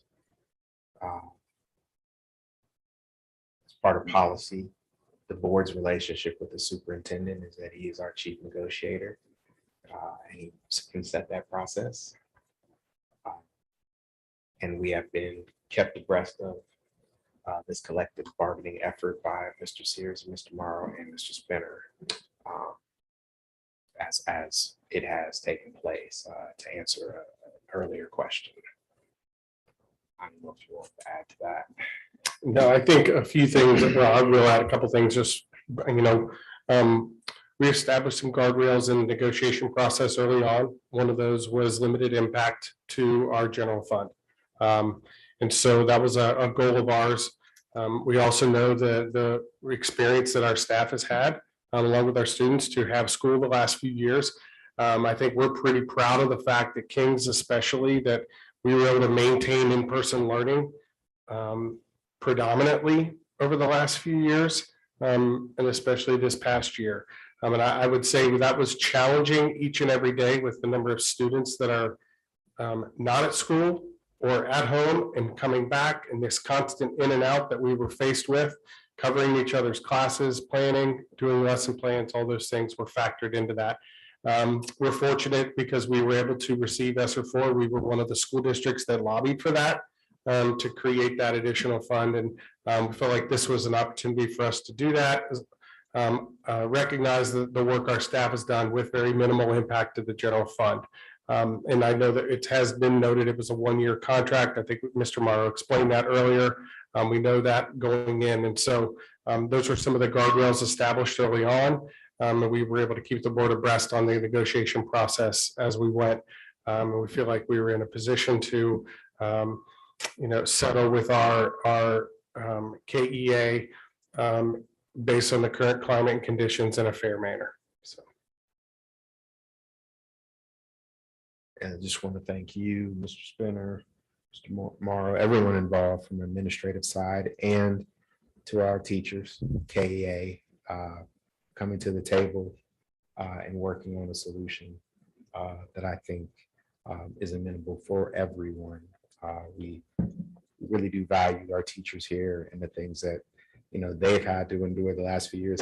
It's tough to see such subject matter expertise leaving the district, but we certainly do appreciate them coming to the table in good faith and working with us. So just want to put that out there. I'll throw one other piece out, is that during negotiations, the boards kept abreast during executive session per Ohio revised code, yes, or legal, whatever. Yeah, absolutely. And there was some discussion on what we could and couldn't put out publicly as far as proposals and tentative agreements and that kind of thing. And when it comes to those matters, we speak with our district attorney and also the other party, which in this case is OEA, to come together to make sure that we're following the law. So we don't get anybody in trouble potentially or do anything outside of what's allowed. Just like anything else, we are very careful to be in compliance and follow the rules.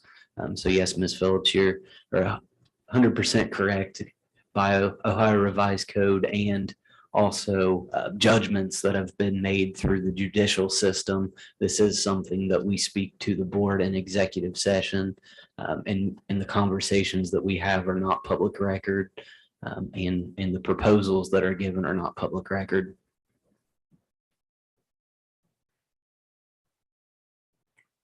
Any further questions, comments? May I have a motion to approve the consent agenda items for the assistant superintendent regarding HR and business? I'll make that motion. I'll second the motion. Ms. Grau, Yes. Ms. Phillips, Yes. Mr. Skirl, Yes. Ms. Cowan, Yes. Mr. Beltran. Yes. Next on the agenda are the consent agenda items to be approved for the assistant superintendent regarding educational programs. Mrs. Martin. Everyone. So Matt and I do have a few items to bring before you. I'll do the first three, the ESC contracts. Every year at this time, I bring you Butler County ESC, Warren County ESC, Hamilton County ESC contracts. And this is contracted services that we contract through each of the ESCs, all different. Probably 80% of it is students with special needs. So we have that. And then there's some curriculum, homeschool, home instruction, a few others. You can read through and look at each one. Butler County is mainly hearing impaired and audiology services. Then Warren County is mostly special education, but there are some things like around our attendance, truancy officers, some new workforce development stuff we're going to do with them. And then Hamilton County has some special education, the assistive tech, mobility, I'm trying to think off the top of my head. And then that's where you'll see more of our curriculum work with Matt and everybody else. So those are the three I always bring before to be voted on. Not much has changed from the past. We did add into Warren County some workforce new work that they're going to work on with us for free because they're doing it at the same time as we are. So we talked about doing that together. They have a new program at the Phoenix Center that they got a grant for. So we're not paying for students there. So we've done a lot of work back and forth trying to keep it because their costs have gone up. So we've spent a lot of time looking at the contracts. So we've had a nice places that we can maybe put a little bit here. They put a little bit there to help us out in both places. But anything else, Mike, you want me to mention? I will add that we spend a lot of time, especially Ms. Martin, looking at these contracts and evaluating, is this a service that's better to contract through the ESC? Is it a position that we need to bring in-house? And is this the right service for that student? And is there a better way we can do this? And it's a ton of time gets put in effort to make sure that we're being efficient and effective at the same time when we look at these especially special services. So she doesn't bring these contracts to be approved lightly, and that's one of the things that I can say that we do as part of us being fiscally conservative. Ton of time on something like this to make sure we're getting it right and there's not extras built in, and that we're doing it the right way. Yes, I could also say too, I always usually talk at this time of the year about the catastrophic cost report that we work on in April. So through ODE, there is a pool of money that districts can, if they want, submit the catastrophic costs. It depends on the students with disabilities category. And if you go over a certain amount of money, depending on the category, We have submitted the past 8 years since I've been here. That pot of money we heard last year would be doubled, which was nice for us because we actually had quite high costs this year, put it in. And I don't know who watched it more religiously, Matt or Mike or myself, but he caught me before I caught it. But on, I think Monday, he was like, hey, it's in. And we are very excited that we actually received 47% of what we put in this year, which was higher than what I think even Mike and I thought we would get. So we have a nice reimbursement in that area coming in too. So we're glad about that. That goes into the work we do with these contracts, being diligent and filing for all the cost for state reimbursement. Where I've seen other districts that do it half-hearted and as more of a, yeah, I did it, but that's not the king's way to do things. It's a lot of time and effort to make sure we're maximizing that. So my email title to Ms. Martin and her staff was awesome job when I took the screenshot and sent it to her. So a lot of hard, good work. I will take any questions if you have anything around the contracts.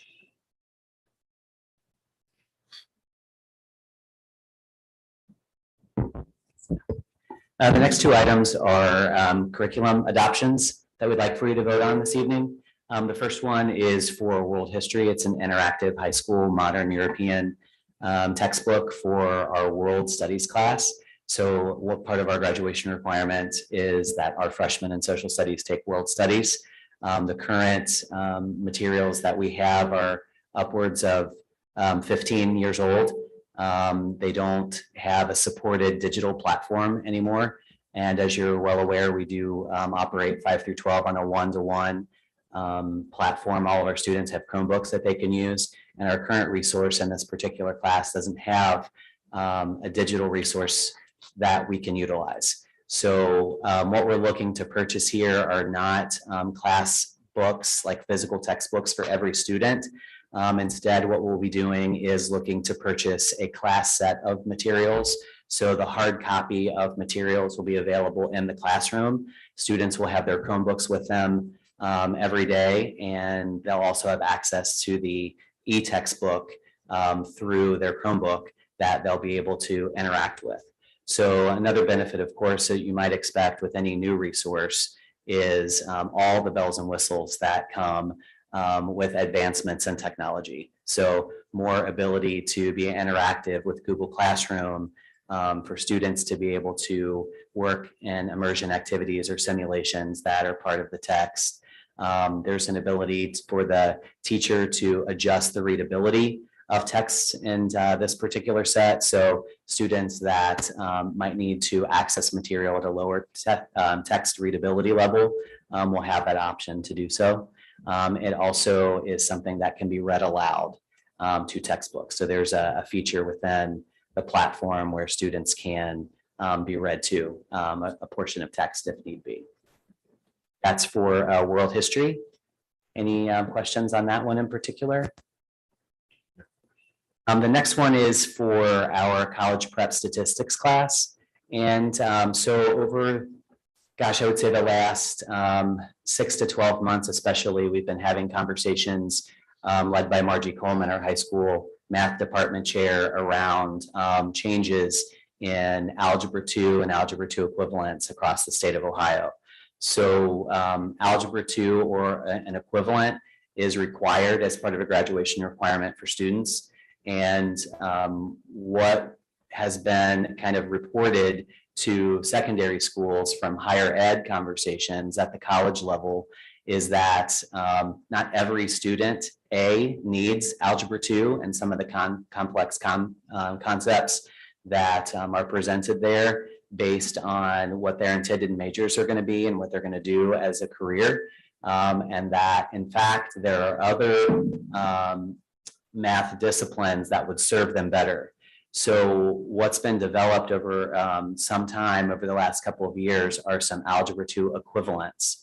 So you've heard me talk in the past about mathematics, modeling, and reasoning, which is a pilot course that we have been a part of the last couple of years. That's an example now of an Algebra 2 equivalent that we teach at our high school. Some other options for Algebra 2 equivalents are statistics. That's another example. So the reason that we're looking for a new resource here is because we need to make some adaptations to that CP statistics curriculum in order to meet that Algebra 2 equivalent. If that makes sense. So again, we're looking at getting a class set of books, and then students would have ebooks that they can access through their Chromebook devices. So that's the CP statistics textbook. Questions on those? Sorry. No, go ahead, Ms. For sure. I just had a question about as far as where the funds are coming from. Would this be PI money that would be paying for these? I actually kind of reserved some money in the curriculum budget to be able to pay for these textbooks. So it would be money from this school year that we would use. Okay, thank you. And the digital books, I mean, is the cost on par with, say, a hard copy book? Are they significantly cheaper, more expensive? It's the same. So it's a little bit less, but not significantly less. And when you buy a textbook, a hard copy textbook, they pair that digital license with it. Gotcha.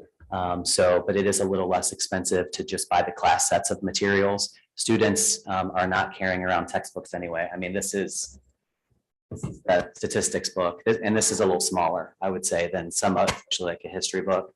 I have the teacher edition here, which is enormous.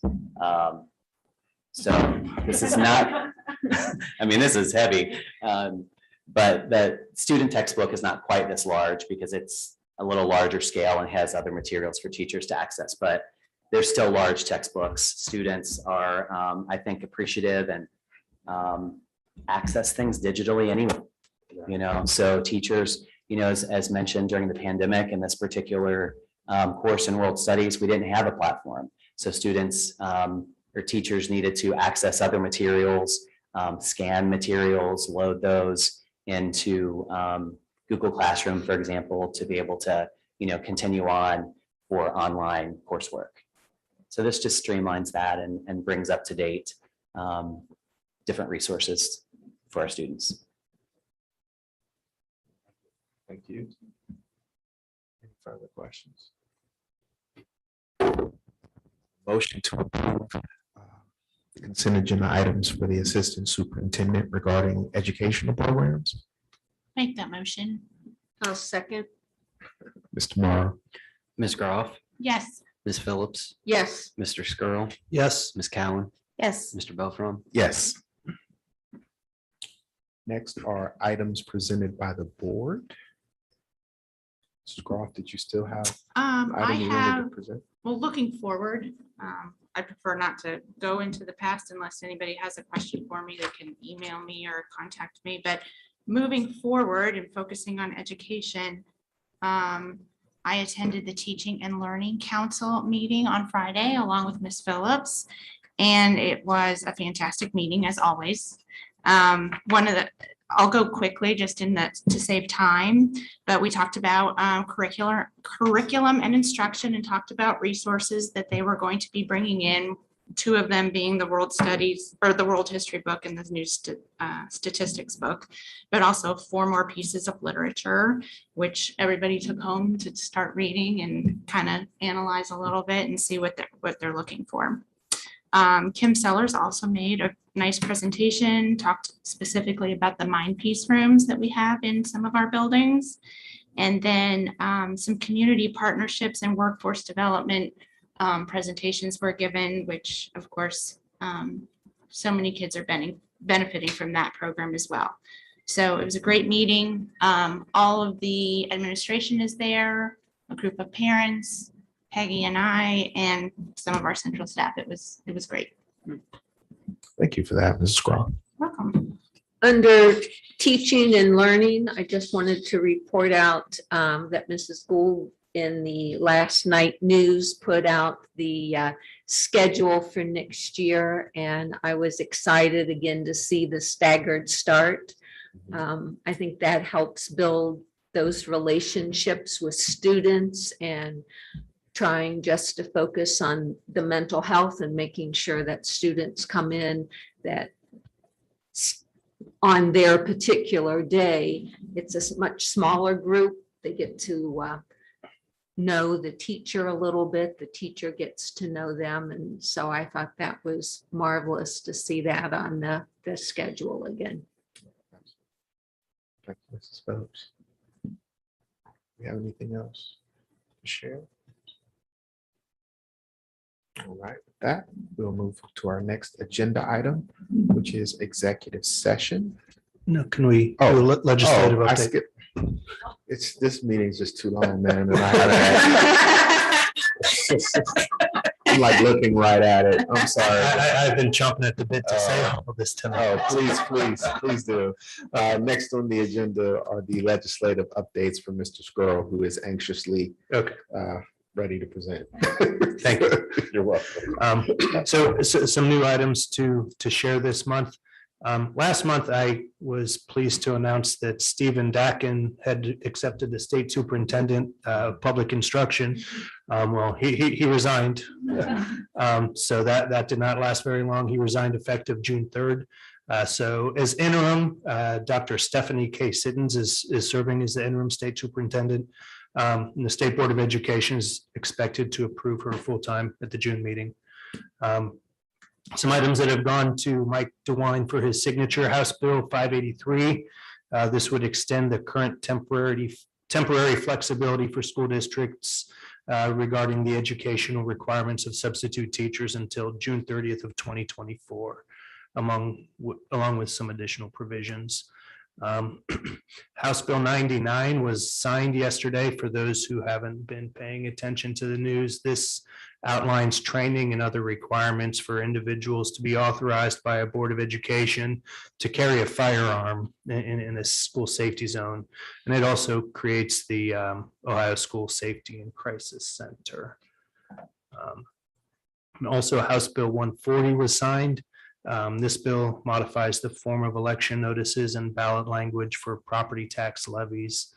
And then House Bill 687 was signed as well, which contains capital appropriations, including $100 million in school safety grants and $600 million in school building program funding for the OFCC.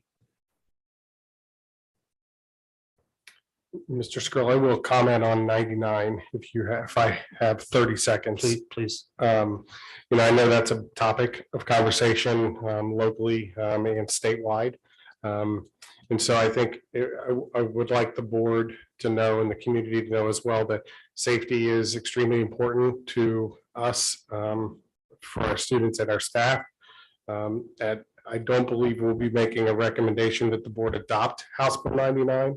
However, we are engaging with significant amount of conversation with the Warren County Sheriff's Office and other local politicians around, how can we increase safety measures for our students and our staff for what's appropriate for us. So we're engaging in those conversations. We've been in some this week. I would say more to come on that, but we're actively trying to address and work through as we analyze the situation in Texas and we learn from different things. But we're actively looking to analyze that and change that. I would say more to come, but I know there's some question right now on what's the board going to do and what's the administration going to do. And right now, I don't think we're in a position to move forward with that, but we'll have potentially some future work around what increased safety measures in our district. So stay tuned for more, but just wanted to add that commentary. Thank you. Thank you, Mr. Sears. Any further comments on? Thank you for that, Mr. Squirrel. Next on the agenda is executive session. We enter as a Board of Education into executive session for the following purpose: preparing for, conducting, or reviewing negotiations or bargaining sessions with public employees concerning their compensation or other terms and conditions of their employment, to consider the appointment, employment, dismissal, discipline, promotion, demotion, or compensation of a public employee or official, or the investigation of charges or complaints against the public employee, official, licensee, or regulated individual. May I have a motion to enter into executive session? I'll make that motion. I'll second it. Mr. Morrow. Yes. Ms. Phillips. Yes. Ms. Groff, Yes. Ms. Cowan, Yes. Mr. Belfrom. Yes.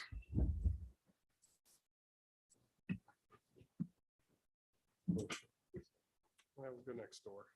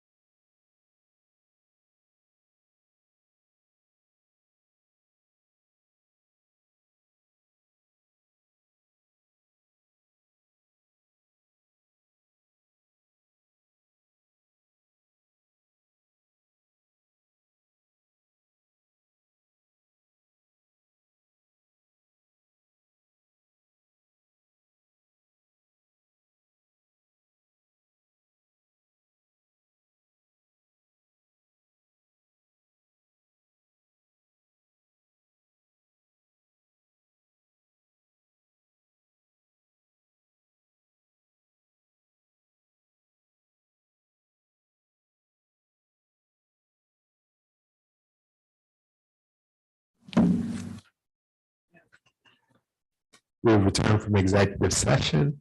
And now like a motion to adjourn this evening's meeting. I'll make that motion. I'll second the motion. Mr. Morrow.